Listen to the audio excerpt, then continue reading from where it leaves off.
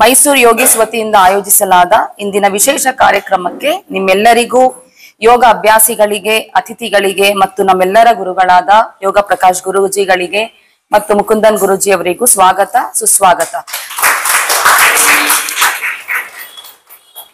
ಮೊದಲಿಗೆ ಪ್ರಾರ್ಥನೆ ಶ್ರೀಮತಿ ಶೀಲಾ ರತ್ನ ಅವರಿಂದ. ಗುರುವೆ ನಾನು 1 0 0 ಬೆಲೆ ಇದೆ. ಗುರುವೆ ನಾನು 1 0 0 ಬೆಲೆ ಇದೆ. 0 ಹಿಂದೆ ಇದ್ದ ಅಂಕಿ 0ಗಾಗ ಬೆಲೆ ಇದೆ. 0 ಹಿಂದೆ ಇದ್ದ ಅಂಕಿ 0ಗಾಗ ಬೆಲೆ ಇದೆ. 0ಗಾಗ ಬೆಲೆ ಇದೆ. ಗುರುವೆ ನಾನು 1 0 0 ಬೆಲೆ ಇದೆ. ಗುರುವೆ ನೀವು ನನ್ನ ಹಿಂದೆ ಅಂಕಿಯಾಗಿ ಬನ್ನಿರಿ. ಗುರುವೆ ನೀವು ನನ್ನ ಹಿಂದೆ ಅಂಕಿಯಾಗಿ ಬನ್ನಿರಿ. 0ಯಾದ ನನ್ನ ಬಾಳ್ಗೆ ಬೆಳಕ ತಂದು ತುಂಬಿರಿ. 0ಯಾದ ನನ್ನ ಬಾಳ್ಗೆ ಬೆಳಕ ತಂದು ತುಂಬಿರಿ. ಓ ಗುರುವೆ ನಾನು 1 0 0 ಬೆಲೆ ಇದೆ. ನಿಮ್ಮ ನಳಿದ ನಮ್ಮ ಬದುಕು ನಿಮ್ಮನೆಗೂ ಶೂನ್ಯವೋ. ನಿಮ್ಮ ನಳಿದ ನಮ್ಮ ಬದುಕು ನಿಮ್ಮನೆಗೂ ಶೂನ್ಯವೋ.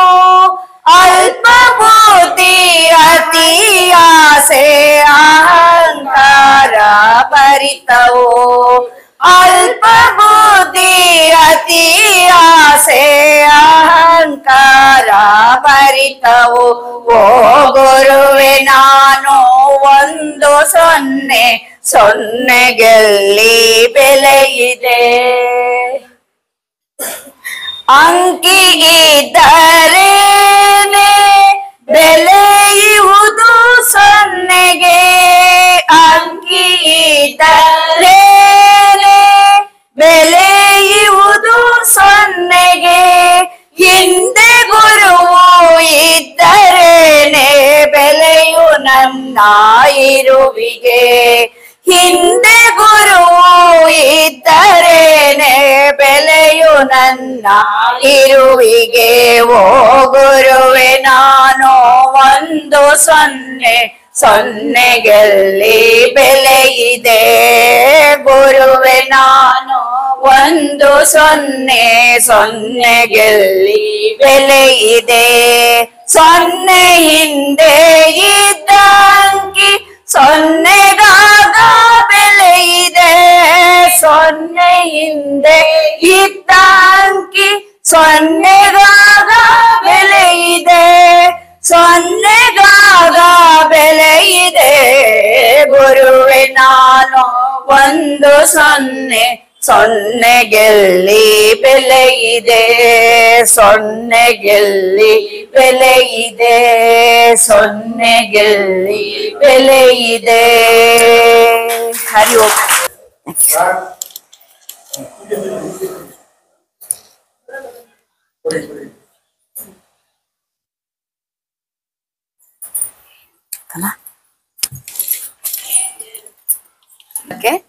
ಇವಾಗ ನಮ್ಮ ಮುಖ್ಯ ಅತಿಥಿಗಳಿಂದ ಪುಷ್ಪಾರ್ಚನೆ.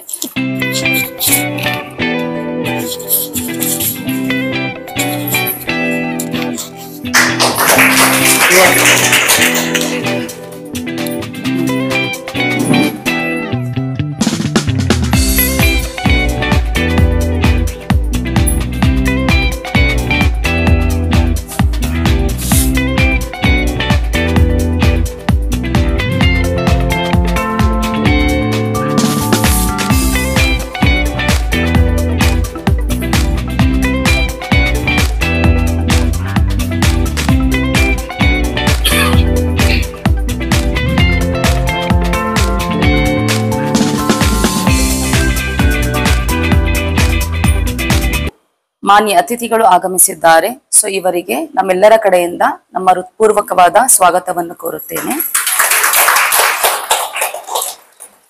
ಮೊದಲಿಗೆ ಡಾಕ್ಟರ್ ರವಿಶಂಕರ್ ಸ್ನೇಹಮಯಿ ಮೈಸೂರು. ಸೊ ಇವರಿಗೂ ಕೂಡ ನಮ್ಮ ಮೈಸೂರು ಯೋಗೀಸ್ ತಂಡದಿಂದ ಹೃತ್ಪೂರ್ವಕವಾದ ಸ್ವಾಗತವನ್ನು ಕೋರುತ್ತೇನೆ. ಇವರ ಬಗ್ಗೆ ಒಂದು ಸಣ್ಣ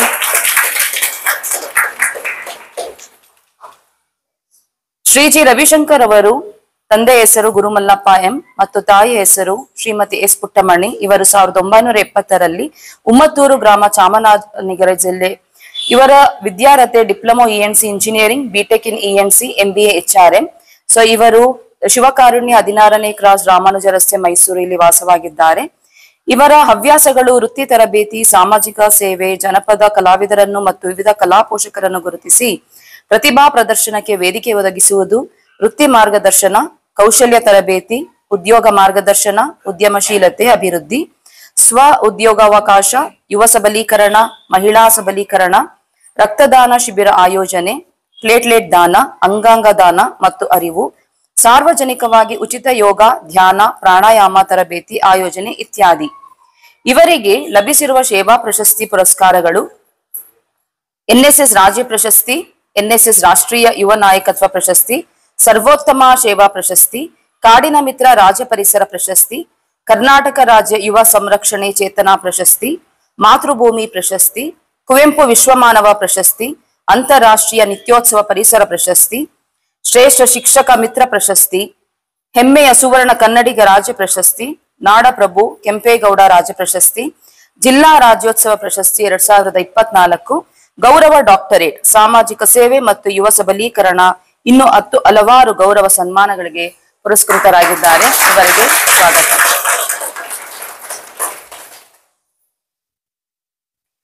ಇಂದಿನ ಕಾರ್ಯಕ್ರಮದ ಸಂಪನ್ಮೂಲ ವ್ಯಕ್ತಿಯಾಗಿ ಬಂದಿರುವ ಕುಮಾರಿ ನಮ್ರತಾ, ಇವರಿಗೂ ಕೂಡ ನಮ್ಮ ಮೈಸೂರು ಯೋಗಿ ತಂಡದಿಂದ ಸ್ವಾಗತವನ್ನು ಬಯಸುತ್ತೇನೆ.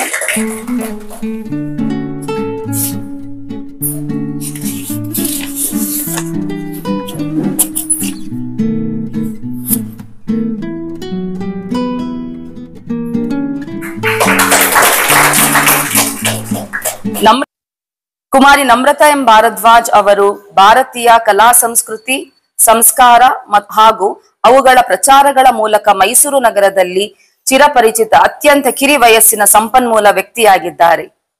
ಮೈಸೂರು ನಗರದಲ್ಲಿ ಪ್ರಖ್ಯಾತ ಆಧ್ಯಾತ್ಮ ಮತ್ತು ವ್ಯಕ್ತಿತ್ವ ವಿಕಸನಗಳ ಮೂಲಕ ಜನಪ್ರಿಯರಾಗಿರುವ ಯೋಗ ರತ್ನ ಶ್ರೀ KS ಮುಕುಂದನ್ ಗುರೂಜಿ ಮತ್ತು ಶ್ರೀಮತಿ ಲಕ್ಷ್ಮಿ ಅವರ ಸುಪುತ್ರಿಯೇ ಕುಮಾರಿ ನಮ್ರತಾ.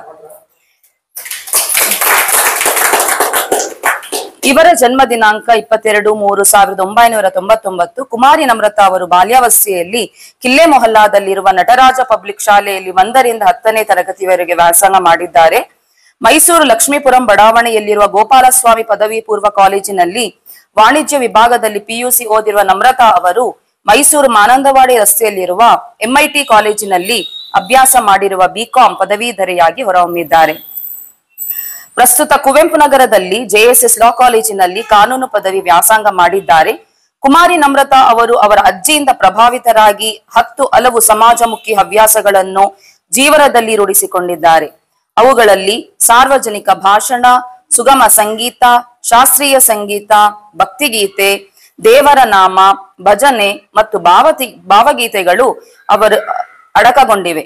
ಕುಮಾರಿ ನಮ್ರತಾ ಅವರು ತಮ್ಮ ತಂದೆ ಶ್ರೀ ಮುಕುಂದನ್ ಅವರನ್ನೇ ಗುರುಗಳನ್ನಾಗಿ ಸ್ವೀಕರಿಸಿ ಪ್ರತಿನಿತ್ಯದ ದಿನಚರಿಗಾಗಿ ವಿಶ್ರಾಂತಿ ಪಡೆಯಲು, ಉತ್ತಮ ಶರೀರ ಸದೃಢತೆಗಾಗಿ ಮತ್ತು ಮಾನಸಿಕ ಶಾಂತಿಗಾಗಿ ಯೋಗ ವಿದ್ಯೆ ಕಲಿತಿದ್ದಾರೆ. ಈ ಹಿಂದೆ ಮೈಸೂರು ನಗರದಲ್ಲಿ ಮನೆ ಮಾತಾಗಿದ್ದ ಹಿರಿಯ ಸಂಗೀತ ಕಲಾವಿದೆ ಶ್ರೀಮತಿ ಯದುಗಿರಿ ಅವರ ಬಳಿ ಕುಮಾರಿ ನಮ್ರತಾ ಅವರಿಗೆ ಕ್ರಮಬದ್ಧ ಸಾಂಪ್ರದಾಯಿಕ ಶಿಕ್ಷಣ ದೊರೆತಿದೆ. ಕುಮಾರಿ ನಮ್ರತಾ ಎಂ ಭಾರದ್ವಾಜ್ ಅವರು 10 ಹಲವು ರಂಗಗಳಲ್ಲಿ ಪ್ರತಿಭಾನ್ವಿತೆಯಾಗಿದ್ದು, ಮೈಸೂರು ಸುತ್ತೂರು ಮಠ, ಶ್ರೀ ಕೃಷ್ಣ ದೇವಸ್ಥಾನ, ಆಂಜನೇಯ ಸ್ವಾಮಿ ದೇವಸ್ಥಾನ ಇಲ್ಲೆಲ್ಲ ಆ ಸಂಸ್ಥೆಗಳ ಬೇಡಿಕೆಗೆ ಅನುಗುಣವಾದ ಸಾಂಸ್ಕೃತಿಕ ಕಾರ್ಯಕ್ರಮಗಳನ್ನು ನೀಡುತ್ತಿದ್ದಾರೆ.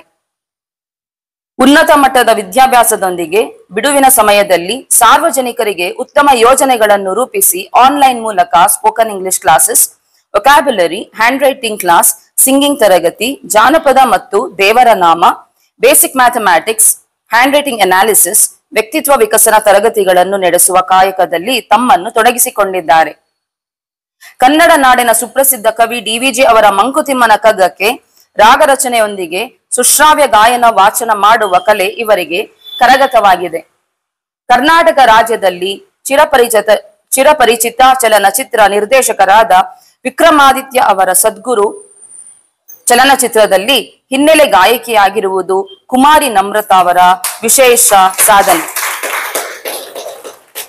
ಮೈಸೂರು ನಗರದ ವಿವಿಧ ಶಾಲೆ ಕಾಲೇಜುಗಳಲ್ಲಿ ಆಯೋಜಿಸುವ ಬೇಸಿಗೆ ಶಿಬಿರಗಳನ್ನು ಸಂಪನ್ಮೂಲ ವ್ಯಕ್ತಿಯಾಗಿ ಆಗಾಗ ಪಾಲ್ಗೊಳ್ಳುವ ಕುಮಾರಿ ನಮ್ರತಾ ಅವರು ಉತ್ತಮ ನಿರೂಪಕಿಯೂ ಹೌದು. ಕುಮಾರಿ ನಮ್ರತಾ ಅವರೇ ಯೋಗಕ್ಕೆ ಸಂಬಂಧಿಸಿದ ಯೂಟ್ಯೂಬ್ ಚಾನೆಲ್ ಯೋಜನೆ ಯಶಸ್ವಿಯ ಪಥದಲ್ಲಿ ಸಾಗಿದೆ ಎಂಬುದು ಪ್ರತಿಯೊಬ್ಬರು ಹೆಮ್ಮೆ ಪಡಬೇಕಾದ ವಿಚಾರ. ಕುಮಾರಿ ನಮ್ರತಾ ಅವರಿಗೆ ನಮ್ಮ ಮೈಸೂರು ಯೋಗಿ ತಂಡದಿಂದ ಹೃತ್ಪೂರ್ವಕವಾದ ಸ್ವಾಗತವನ್ನು ಕೇಳುತ್ತೇವೆ.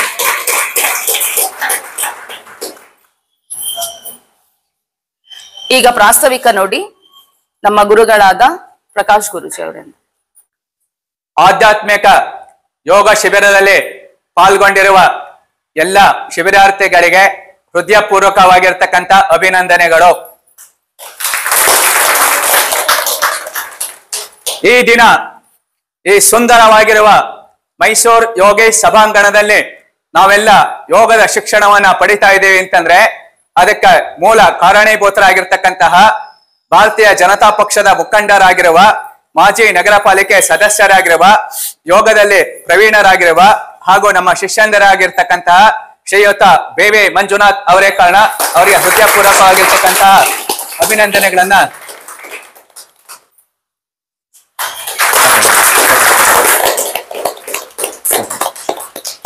ಮೈಸೂರು ಯೋಗೇಶ್ ಅಂತಕ್ಕಂತಹ ಈ ಸಂಸ್ಥೆ ಜನವರಿ 26, 2025 ಗಣರಾಜ್ಯೋತ್ಸವ ದಿವಸ ಹೋಟೆಲ್ ಮನ್ನಾರ್ಸ್ ಅಂತಕ್ಕಂತಹ ಒಂದು ಸುಂದರ ಸಭಾಂಗಣದಲ್ಲಿ ಇದು ಪ್ರಾರಂಭ ಆಯಿತು. ಇವತ್ತಿನ ದಿವಸ 150 ಜನ ಸದಸ್ಯರು ಈ ಟ್ರಸ್ಟ್ ಅಲ್ಲಿ ಇದ್ದಾರೆ. ಮೈಸೂರು ಯೋಗೇಶ್ ಅಂತಕ್ಕಂತಹ ಈ ಟ್ರಸ್ಟ್ ಏನಿದೆ ಇದು ಸಹಕಾರ ಇಲಾಖೆಗಳ ಅಡಿಯಲ್ಲಿ ನೋಂದಾಯಿತವಾಗಿರ್ತಕ್ಕಂಥ ಒಂದು ಸಂಸ್ಥೆ ಆಗಿದೆ. ಈ ಸಂಸ್ಥೆಯ ಮೂಲ ರೂವಾರಿಗಳು 3 ಜನ ಇದ್ದೀವಿ. ಮೊದಲನೆಯದು ನಾನು ಯೋಗ ಪ್ರಕಾಶ್, ತಿರುಮಲ ಯೋಗ ಪ್ರಕಾಶ್ ಅಂತ ನನ್ನ ಹೆಸರು. ನನ್ನ ಉದ್ದೇಶ ಏನು ಅಂತಂದ್ರೆ ನಿವೃತ್ತಿ ಆದ ನಂತರ ಮೈಸೂರಿನಲ್ಲಿರ್ತಕ್ಕಂತಹ ಸಮಸ್ತ ಯೋಗ ಬಂಧುಗಳಿಗೆ ಆಧ್ಯಾತ್ಮಿಕ ಯೋಗದ ಚಿಂತನೆ ಕೊಡ್ತಕ್ಕಂಥದ್ದು, ಯೋಗಾಸನಗಳನ್ನ ಕಲಿಸ್ತಕ್ಕಂಥದ್ದು, ಪ್ರಾಣಾಯಾಮಗಳನ್ನ ಹೇಳ್ಕೊಡ್ತಕ್ಕಂಥದ್ದು, ಧ್ಯಾನಗಳನ್ನ ಹೇಳ್ಕೊಡ್ತಕ್ಕಂಥದ್ದು, ವ್ಯಕ್ತಿತ್ವ ವಿಕಸನಗಳನ್ನ ಹೇಳ್ಕೊಡ್ತಕ್ಕಂಥದ್ದು ಹಾಗೂ ನಮ್ಮ ಸನಾತನ ಸಂಸ್ಕೃತಿಯ ಭಾರತ ದೇಶದ ಏನೇನೊಂದು ಆಧ್ಯಾತ್ಮಿಕ ಲೋಕದ ಅಲ್ಲಿ ಇರ್ತಕ್ಕಂತಹ ಅದ್ಭುತವಾಗಿರ್ತಕ್ಕಂಥ ಮಾರ್ಗದರ್ಶನ ಕೊಡ್ತಕ್ಕಂಥ ಕೆಲಸಗಳನ್ನ ಮಾಡಬೇಕು ಅಂತ ನಾನು ನಿರ್ಧಾರ ಮಾಡಿ ಈ ಒಂದು ಸಮಾಜ ಸೇವೆಯಲ್ಲಿ ತೊಡಗಿದ್ದೀನಿ. ಎರಡನೆಯ ಆಧ್ಯಾತ್ಮಿಕ ಯೋಗ ಚಿಂತಕರು ಹಾಗೂ ಮೈಸೂರು ಯೋಗಿ ಸಂಸ್ಥಾಪಕರು ಯಾರಿದ್ದಾರೆ ಅಂತಂದ್ರೆ ಅದು ನಮ್ಮ ಶ್ರೀ ಮುಕುಂದನ್ ಗುರೂಜಿ ಅವರು. ಮುಕುಂದನ್ ಗುರೂಜಿ ಅವರು ಈ ಸಂಸ್ಥೆಯ ಆಧ್ಯಾತ್ಮಿಕ ಚಿಂತಕರು ಆಗಿರುವುದರ ಜೊತೆಯಲ್ಲಿ ಕನಕ ಧಾಮ ಅಂತಕ್ಕಂಥ ಒಂದು ಯೋಗಾಶ್ರಮವನ್ನ ಬೇಗೂರು ಸಮೀಪ ಕಟ್ಟಿದ್ದಾರೆ. ಕಳೆದ 25 ವರ್ಷಗಳಿಂದ ಅನೇಕ ಜನರಿಗೆ ವ್ಯಕ್ತಿತ್ವ ವಿಕಸನ ತರಬೇತಿ, ಮುದ್ರಾ ತರಬೇತಿ, ಪ್ರಾಣಾಯಾಮ ತರಬೇತಿ, ಧ್ಯಾನದ ತರಬೇತಿ, ಹೀಗೆ ಹಲವಾರು ತರಬೇತಿಗಳನ್ನ ಕೊಟ್ಟಿರ್ತಕ್ಕಂಥ ಸತ್ಕೀರ್ತಿ ಯಾರಿಗಾದ್ರೂ ಇದೆ ಅಂತಂದ್ರೆ ಅದು ಮುಕುಂದನ್ ಗುರೂಜಿ ಅವರಿಗೆ ಇದೆ. ಈ ಶಿಬಿರವನ್ನ ಅತ್ಯಂತ ಯಶಸ್ವಿಯಾಗಿ ನಡೆಸಿಕೊಟ್ಟಿರ್ತಕ್ಕಂತಹ ಮುಕುಂದನ್ ಗುರೂಜಿ ಅವರೇ, ನಿಮ್ಗೆ ಹೃದಯಪೂರ್ವಕವಾಗಿರ್ತಕ್ಕಂಥ ಅಭಿನಂದನೆಗಳನ್ನ ಸಲ್ಲಿಸ್ತೇನೆ. ಮತ್ತೊಬ್ಬರು ಇವತ್ತು ಮೈಸೂರು ಯೋಗೇಶ್ ಸಂಸ್ಥೆಯ ಸಂಸ್ಥಾಪಕರು ಅನುಪಸ್ಥಿತಿಯಲ್ಲಿ ಅವರಿಗೆ ಅಭಿನಂದನೆಯನ್ನ ನಾವು ಸಲ್ಲಿಸಲೇಬೇಕು. ಯಾತಕ್ಕೆ ಸಲ್ಲಿಸಬೇಕು ಅಂತಂದ್ರೆ ಅವರು ಲಯನ್ಸ್ ಕ್ಲಬ್ ಅಂತಕ್ಕಂತಹ ಒಂದು ಸಂಸ್ಥೆ ಇದೆಯಲ್ಲ, ಅಲ್ಲಿ ಅವರು ಅಧ್ಯಕ್ಷ ಆಗಿದ್ದಾರೆ. ಅವರು KN ಸುರೇಶ್ ಅಂತ. ಲಯನ್ಸ್ ಕ್ಲಬ್ KN ಸುರೇಶ್ ಅವರು ಈ ಸಂಸ್ಥೆಗೆ ಸಂಸ್ಥಾಪಕರಾಗಿರೋದ್ರ ಜೊತೆನಲ್ಲಿ art of living Ravishankar Guruji ಇದಾರಲ್ಲ, ಅವ್ರ ಹತ್ರನೂ ಸಹ ಅವರು ಅನೇಕ ವರ್ಷ ನಿಕಟವರ್ತಿಗಳಾಗಿ ಕೆಲಸ ಮಾಡಿದ್ದಾರೆ. ಯೋಗದ ಲೋಕದಲ್ಲಿ ಇರೋದ್ರ ಜೊತೆನಲ್ಲಿ ಸಾಮಾಜಿಕವಾಗಿರ್ತಕ್ಕಂಥ ಸೇವೆಯನ್ನು ಸಹ ಮಾಡ್ತಾರೆ. ಈ ಮೈಸೂರು ಯೋಗಿ ಸಭಾಂಗಣ ಅಂತಕ್ಕಂಥದಕ್ಕೆ ಆರ್ಥಿಕವಾಗಿ ನಮ್ಗೆ ಯಾರು ಸಹಾಯ ಕೊಡ್ತಾ ಇದ್ದಾರೆ ಅಂದ್ರೆ ಲಯನ್ ಸುರೇಶ್ ಅವರು ಸಹ ನಮ್ಮ ಶಿಷ್ಯಂದ್ರು. ಅವ್ರಿಗೂ ಸಹ ನಾನು ಹೃತ್ಪೂರ್ವಕವಾಗಿರ್ತಕ್ಕಂಥ ಅಭಿನಂದನೆಗಳನ್ನ ಈ ಸಂದರ್ಭದಲ್ಲಿ ಸಲ್ಲಿಸೋದಕ್ಕೆ ಇಷ್ಟಪಡ್ತೀನಿ. ಈ ಒಂದು ಕಾರ್ಯಕ್ರಮವನ್ನ ಬಹಳ ಅಚ್ಚುಕಟ್ಟಾಗಿ ನಡೆಸಿಕೊಡೋದಕ್ಕೆ ನಮಗೆ ಅನೇಕ ಮಹನೀಯರು ಇಲ್ಲಿ ಕೆಲಸಗಳನ್ನ ಮಾಡಿದ್ದಾರೆ. ಸಾಂಕೇತಿಕವಾಗಿ ಈ ಒಂದು ಈ ದಿವಸ ಈ ತರಬೇತಿಯನ್ನು ನಡೆಸಿಕೊಟ್ಟಿರ್ತಕ್ಕಂಥ ಶಿಬಿರಾರ್ಥಿಗಳಿಗೆ ನಾವು ಪ್ರಮಾಣ ಪತ್ರವನ್ನ ಸಾಂಕೇತಿಕವಾಗಿ ವಿತರಣೆಯನ್ನ ಮಾಡ್ತಕ್ಕಂಥ ಒಂದು ಸದುದ್ದೇಶ ಇಟ್ಕೊಂಡಿದ್ದೀವಿ. ಪ್ರಪ್ರಥಮವಾಗಿ ನಾವು ಇವತ್ತಿನ ದಿವಸ ಕರೆದಿರ್ತಕ್ಕಂಥದ್ದು ರವಿಶಂಕರ್ ಅವ್ರಿಗೆ. ರವಿಶಂಕರ್ ಅವ್ರನ್ನ ಮುಖ್ಯ ಅತಿಥಿ ಅಂತಾನೆ ನಾವು ಕರಿಬೇಕು. ಯಾತಕ್ಕೆ ಅಂತಂದ್ರೆ ಇವರೊಬ್ಬರು ಪ್ರೊಫೆಸರ್ ಆಗಿದ್ದು ಹಲವಾರು ವಿದ್ಯಾರ್ಥಿಗಳನ್ನ ಇವರು ತಯಾರು ಸಹ ಮಾಡಿದ್ದಾರೆ. ಇವತ್ತು ನಮಗೆ ಪ್ರಧಾನ ಆಗಿರ್ತಕ್ಕಂಥ ನಮೋ ಯೋಗ ಭವನ ಅಂತಕ್ಕಂಥ ಏನೊಂದು ಭವನ ಇದೆ, ಅದರ ಶುಚಿತ್ವದ ಜೊತೆಯಲ್ಲಿ ಸಾರ್ವಜನಿಕರಿಗೆ ಯೋಗದ ತರಬೇತಿಯನ್ನ ಕೊಡ್ತಾ ಇರೋದ್ರಿಂದ ನಾವು ರವಿಶಂಕರ್ ಅವರಿಗೆ ಹೃದಯಪೂರ್ವಕವಾಗಿರ್ತಕ್ಕಂಥ ಅಭಿನಂದನೆಗಳನ್ನ ಸಲ್ಲಿಸ್ತೇನೆ ಹಾಗೂ ಈ ಪ್ರಮಾಣ ಪತ್ರವನ್ನ ವಿತರಿಸ್ತಾ ಬಂದಿದ್ದೀನಿ. ಡಾಕ್ಟರ್ ಮನು ಅಂತಂತಂದ್ರೆ ಈಗ ನೀವೆಲ್ಲ ನೋಡಿದ್ರೆ ನಮ್ಮಲ್ಲಿ ಇವತ್ತಿನ ದಿವಸ ಇವರೊಬ್ಬ ನಿರೂಪಣೆಯನ್ನ ಸಹ ಮಾಡಿದ್ರು. ಇವರು ಸಹ ಪ್ರೊಫೆಸರ್ ಆಗಿದ್ದಾರೆ. ಇವರು ಸಹ ನಮ್ಮ ಈ ಸುಂದರವಾಗಿರ್ತಕ್ಕಂಥ ಕಟ್ಟಡಕ್ಕೆ ಬೇಕಾಗಿರ್ತಕ್ಕಂಥ ಎಲ್ಲಾ ಕಾಮಗಾರಿ ಕೆಲಸಗಳು ನಮಗೇನ್ ಹೇಳ್ತೀವಿ ಅದೆಲ್ಲದನ್ನು ಚಾಚು ತಪ್ಪದೆ ಮಾಡ್ತಾ ಇರ್ತಕ್ಕಂಥ ಪರಮಾಪ್ತ ಶಿಷ್ಯ ಆಗಿದ್ದಾರೆ. ಮನು ಅವರು ಸಹ ನಮ್ಮ ಸಂಸ್ಥೆಯಲ್ಲಿ ಅವಿರತವಾಗಿರ್ತಕ್ಕಂಥ ಕೆಲಸಗಳನ್ನ ಮಾಡ್ತಾರೆ. ಅವ್ರಿಗೆ ಪ್ರಶಸ್ತಿನ ಸಾಂಕೇತಿಕವಾಗಿ ಪ್ರದಾನವನ್ನ ಮಾಡ್ತಾ ಇದ್ದೀವಿ.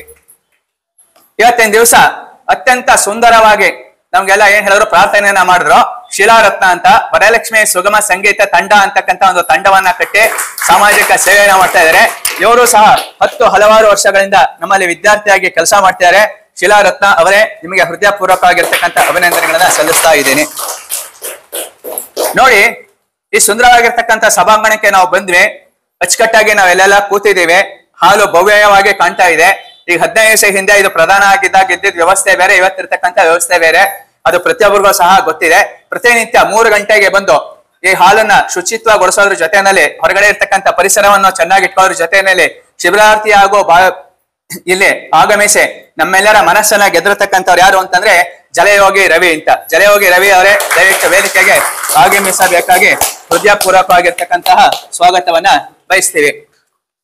ಜಲಯೋಗಿ ರವಿ ಅವರು ಸತತವಾಗಿ 2 ಗಂಟೆಗಳ ಕಾಲ ನೀರಿನಲ್ಲಿ ಯೋಗಾಭ್ಯಾಸ ಮಾಡ್ತಕ್ಕಂತ ಅತ್ಯಂತ ಉತ್ತಮವಾಗಿರ್ತಕ್ಕಂಥ ಶಿಕ್ಷಕರು, ಸಾಧಕರು. ಗುರುಗಳೇ, ನೀವು ಇಲ್ಲಿ ಏನ್ ಕೆಲಸ ಮಾಡಿದಿರ, ಶುಚಿತ್ವದ ಕೆಲಸ ಹಾಗೂ ಯೋಗ ಲೋಕಕ್ಕೆ ನೀವು ಸಲ್ಲಿಸ್ತಾ ಇರ್ತಕ್ಕಂಥ ಸೇವೆ, ಸ್ವಚ್ಛತಾ ಅಭಿಯಾನ, ನರೇಂದ್ರ ಮೋದಿ ಅವ್ರು ಏನ್ ಹೇಳಿದ್ದಾರೆ ಅದನ್ನ ಚಾಚೂ ತಪ್ಪದೆ ಮಾಡ್ತಾ ಇರ್ತಕ್ಕಂಥವ್ರು ಯಾರಾದ್ರು ಇದ್ದಾರೆ ಅಂತಂದ್ರೆ ಅದು ನಮ್ಮ ಜಲಯೋಗಿ ರವಿ ಅವರಿಗೆ ಅಸತ್ಕೀರ್ತಿ ಸಲ್ಲತ್ತೆ. ಜಲಯೋಗಿ ರವಿ ಅವರೇ, ನಿಮಗೆ ಹೃದಯಪೂರ್ವಕವಾಗಿರ್ತಕ್ಕಂಥ ನಮನಗಳನ್ನ ಸಲ್ಲಿಸ್ತೀವಿ. ಶ್ರೀಯುತ ಹರೀಶ್ ಅವರು ನಜರಾಬಾದ್ ಅಲ್ಲಿ ವಾಸ ಮಾಡ್ತಾ ಇದ್ದಾರೆ. ಬನ್ನೂರು ಅಂತಕ್ಕಂಥ ನಗರ. ಅವರು ಸಹ ಪ್ರತಿನಿತ್ಯ 3 ಗಂಟೆ ಬಂದು ಈ ಸಭಾಂಗಣನ ಶುಚಿಗೊಳಿಸ್ತಕ್ಕಂಥದ್ದು, ಕಾರ್ಪೆಟ್ ಗಳನ್ನ ಹಾಸ್ತಕ್ಕಂಥದ್ದು, ಕುರ್ಚಿನ ಇಡ್ತಕ್ಕಂಥದ್ದು, ನಮ್ಮ ಎಲ್ಲಾ ಕೆಲಸ ಕಾರ್ಯಗಳಲ್ಲಿ ಸಹಕಾರವನ್ನ ನೀಡಿದ್ದಾರೆ. ರವಿ ಅವರು, ನಮ್ಮ ಹರೀಶ್ ಅವರು ಸಹ ಮುಂದಿನ ದಿನಗಳಲ್ಲಿ ಅತ್ಯಂತ ಉತ್ತಮವಾಗಿರ್ತಕ್ಕಂಥ ಯೋಗದ ಶಿಕ್ಷಕರಾಗ್ಲಿ, ಮೈಸೂರು ಯೋಗೀಸ್ ಆಗಿ ಹೊರಹೊಮ್ಮಲಿ ಅಂತ ಒಂದು ಶುಭಾಶಯಗಳನ್ನ ಸಲ್ಲಿಸ್ತಾ ಅವ್ರಿಗೂ ಸಹ ಸಾಂಕೇತಿಕವಾಗಿ ಪ್ರಮಾಣ ಪತ್ರವನ್ನ ವಿತರಿಸುತ್ತಿದ್ದೇವೆ. ಮತ್ತೊಬ್ಬರು ಇತ್ತೀಚೆಗೆ ನಮಗೆ ಸ್ನಾತಕೋತ್ತರ ಪದವೀಧರರು ಒಬ್ಬರು ಬಂದಿದ್ದಾರೆ. ಅವರು ಸುಮಾ ಅಂತ. ದಯವಿಟ್ಟು ಸುಮಾ ಅವರು ವೇದಿಕೆಗೆ ಬರಬೇಕು. ಸುಮಾ ಅವರು ಪತಂಜಲಿ ಶಿಕ್ಷಣ ಸಂಸ್ಥೆಯಲ್ಲಿ ಶಿಕ್ಷಕಿಯಾಗಿ ಕೆಲಸ ಮಾಡ್ಕೊಡೋದ್ರ ಜೊತೆಯಲ್ಲಿ ಎಸ್ ವ್ಯಾಸ ಯೂನಿವರ್ಸಿಟಿನಲ್ಲಿ ಯೋಗದಲ್ಲಿ ಸ್ನಾತಕೋತ್ತರ ಪದವಿನ ತಗೊಂಡಿದ್ದಾರೆ. ಅವರು ಸಹ ಮುಂದಿನ ದಿನಗಳಲ್ಲಿ ನಮ್ಮ ಈ ಯೋಗ ಸಭಾಂಗಣದಲ್ಲಿ ಯೋಗ ಶಿಕ್ಷಕರ ತರಬೇತಿಯನ್ನ ಕೊಡೋದಕ್ಕೆ ಅವರು ಉತ್ಸುಕರಾಗಿದ್ದಾರೆ. ಸುಮಾ ಅವರೇ, ನಿಮಗೆ ಹೃದಯಪೂರ್ವಕವಾಗಿರ್ತಕ್ಕಂಥ ಅಭಿನಂದನೆಗಳು. ಮತ್ತೊಬ್ಬರು ಶ್ರೀಮತಿ ಅನಿತಾ ಅವರು ಸಹ ಗೃಹಿಣಿ ಆಗಿರುವುದರ ಜೊತೆಯಲ್ಲಿ ಅನಿತಾ ಅವರು ಗೃಹಿಣಿನೂ ಆಗಿದ್ದಾರೆ, ಜೊತೆಯಲ್ಲಿ ಯೋಗದ ಶಿಕ್ಷಕಿನೂ ಸಹ ಆಗಿದ್ದಾರೆ. ಅವ್ರಿಗೂ ಸಹ ನಾವು ಹೃದಯಪೂರ್ವಕವಾಗಿರ್ತಕ್ಕಂಥ ಅಭಿನಂದನೆಗಳನ್ನ ಸಲ್ಲಿಸ್ತೀವಿ. ಈ ಶಿಬಿರದಲ್ಲಿ ಭಾಗವಹಿಸಿರ್ತಕ್ಕಂತಹ ಪ್ರತಿಯೊಬ್ಬರಿಗೂ ಸಹ ಕಾರ್ಯಕ್ರಮ ಮುಕ್ತಾಯವಾಗುವ ಸಂದರ್ಭದಲ್ಲಿ ಸರ್ಟಿಫಿಕೇಟ್ ಅನ್ನ ಕೊಡ್ತಕ್ಕಂತ ಒಂದು ಸದುದ್ದೇಶವನ್ನ ಸಹ ನಾವು ಇಟ್ಕೊಂಡಿದ್ದೀವಿ.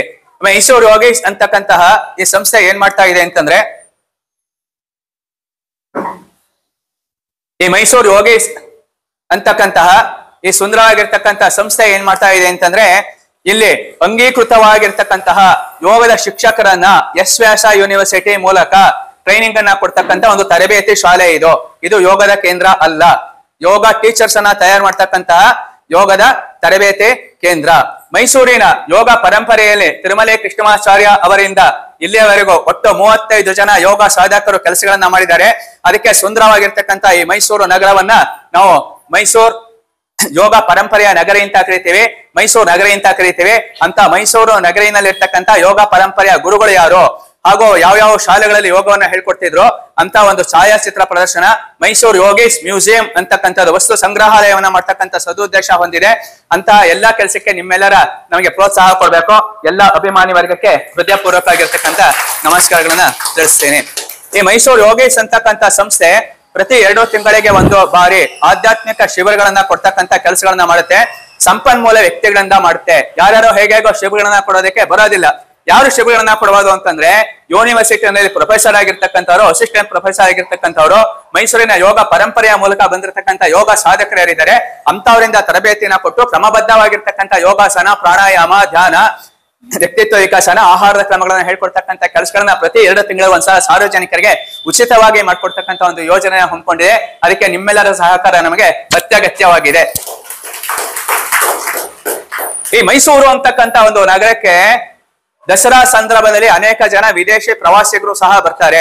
ಈ ಪ್ರವಾಸಿಗರೇ ಬಂದಾಗ ಮೈಸೂರಲ್ಲಿ ಎಲ್ಲಾದ್ರೂ ಒಂದು ಯೋಗ ಮ್ಯೂಸಿಯಂ ಇದೆಯಾ, ಯೋಗಕ್ಕೆ ಸಂಬಂಧಪಟ್ಟಿರ್ತಕ್ಕಂಥ ಮಾಹಿತಿ ಏನಾದ್ರು ಇದೆಯಾ ಅಂತ ಅವ್ರು ಏನಾದ್ರು ಬಂದ್ರೆ ಅವ್ರು ಎಲ್ಲಿಗೆ ಬರ್ಬೇಕು ಗೊತ್ತಾ? ನಮ್ಮ ಈ ವಸ್ತು ಸಂಗ್ರಹಾಲಯಕ್ಕೇನೆ ಬರ್ಬೇಕು. ಹಾಗಾಗಿ ಇದೊಂದು ಪ್ರೇಕ್ಷಣೀಯವಾಗಿರ್ತಕ್ಕಂಥ ಪ್ರವಾಸೋದ್ಯಮಕ್ಕೆ ಸಂಬಂಧಪಟ್ಟಿರ್ತಕ್ಕಂತಹ ಒಂದು ಸುಂದರವಾಗಿರ್ತಕ್ಕಂಥ ವಸ್ತು ಸಂಗ್ರಹಾಲಯನೂ ಸಹ ಆಗತ್ತೆ. ಶ್ರೀಮತಿ ಸೀಮಾ ಅಂತಕ್ಕಂಥವ್ರು ಸ್ನಾತಕೋತ್ತರ ಪದವಿನೂ ಸಹ ತಗೊಂಡಿದ್ದಾರೆ. ಅವ್ರು ಏನ್ ಹೇಳಿದ್ದಾರೆ ಅಂತಂದ್ರೆ ಮಕ್ಕಳಿಗೆ ಉಚಿತವಾಗಿರ್ತಕ್ಕಂತಹ ಯೋಗಾಸನ ಶಿಬಿರಗಳನ್ನ ಅವರ ಸ್ವಾಸ್ಥ್ಯ ಯೋಗ ಕೇಂದ್ರದ ಮೂಲಕ ಅವರು ಕಲಿಸ್ಕೊಡ್ತೀನಿ ಅಂತ ಮುಂದೆ ಬಂದರೆ. ಸೀಮಾ ಅವರೇ, ನಿಮಗೆ ಅಭಿನಂದನೆಗಳು. ಇದ್ರ ಜೊತೆಯಲ್ಲಿ ಅನೇಕ ವಿಶೇಷ ಚೇತನರು ಅಂತ ಕರಿತೀವಿ. ವಿಶೇಷ ಚೇತನ ಮಕ್ಕಳಿಗೂ ಸಹ ತರಬೇತಿಯನ್ನ ಕೊಟ್ಟು ಸರ್ಟಿಫಿಕೇಟ್ ಕೋರ್ಸ್ ಅನ್ನ ಕೊಡ್ತಕ್ಕಂಥದ್ದು. ನಮ್ಮ ಈ ಸಂಸ್ಥೆ ಸರ್ಟಿಫಿಕೇಟ್ ಗಳನ್ನ ಕೊಡ್ತಕ್ಕಂಥ ಒಂದು ಸಂಸ್ಥೆ. ಇದು ಮಾಮೂಲಿ ಯೋಗದ ಕೇಂದ್ರ ಅಲ್ಲ. ಎಲ್ಲಾ ಯೋಗ ಕೇಂದ್ರದಲ್ಲಿ ಯಾರು ಯೋಗ ಶಿಕ್ಷಕರಿದ್ದಾರೆ, ಈ ಭಾರತೀಯ ಸನಾತನ ಸಂಸ್ಕೃತಿ ಏನಿದೆ ಅದರಿಂದ ಹೊಮ್ಮತಕ್ಕಂತಹ ಸಾಂಸ್ಕೃತಿಕವಾಗಿರ್ತಕ್ಕಂತಹ ಸಾಂಪ್ರದಾಯಿಕವಾಗಿರ್ತಕ್ಕಂತಹ ಯೋಗ ಶಿಕ್ಷಕರನ್ನ ತಯಾರು ಮಾಡ್ತಕ್ಕಂಥ ಸಂಸ್ಥೆ ಆಗಿದೆ. ನಿಮ್ಮೆಲ್ಲರಿಗೂ ಮೈಸೂರು ಯೋಗೇಶ್ ಪರವಾಗಿ ಇದನ್ನ ಕಾರ್ಯಕ್ರಮಕ್ಕೆ ಆಗಮಿಸುವ ಎಲ್ಲ ಗಣ್ಯಾತಿ ಗಣ್ಯರಿಗೆ ಹೃದಯಪೂರ್ವಕವಾಗಿರ್ತಕ್ಕಂಥ ನಮಸ್ಕಾರಗಳನ್ನು ಸಲ್ಲಿಸ್ತೇನೆ. ಹರಿ ಓಂ.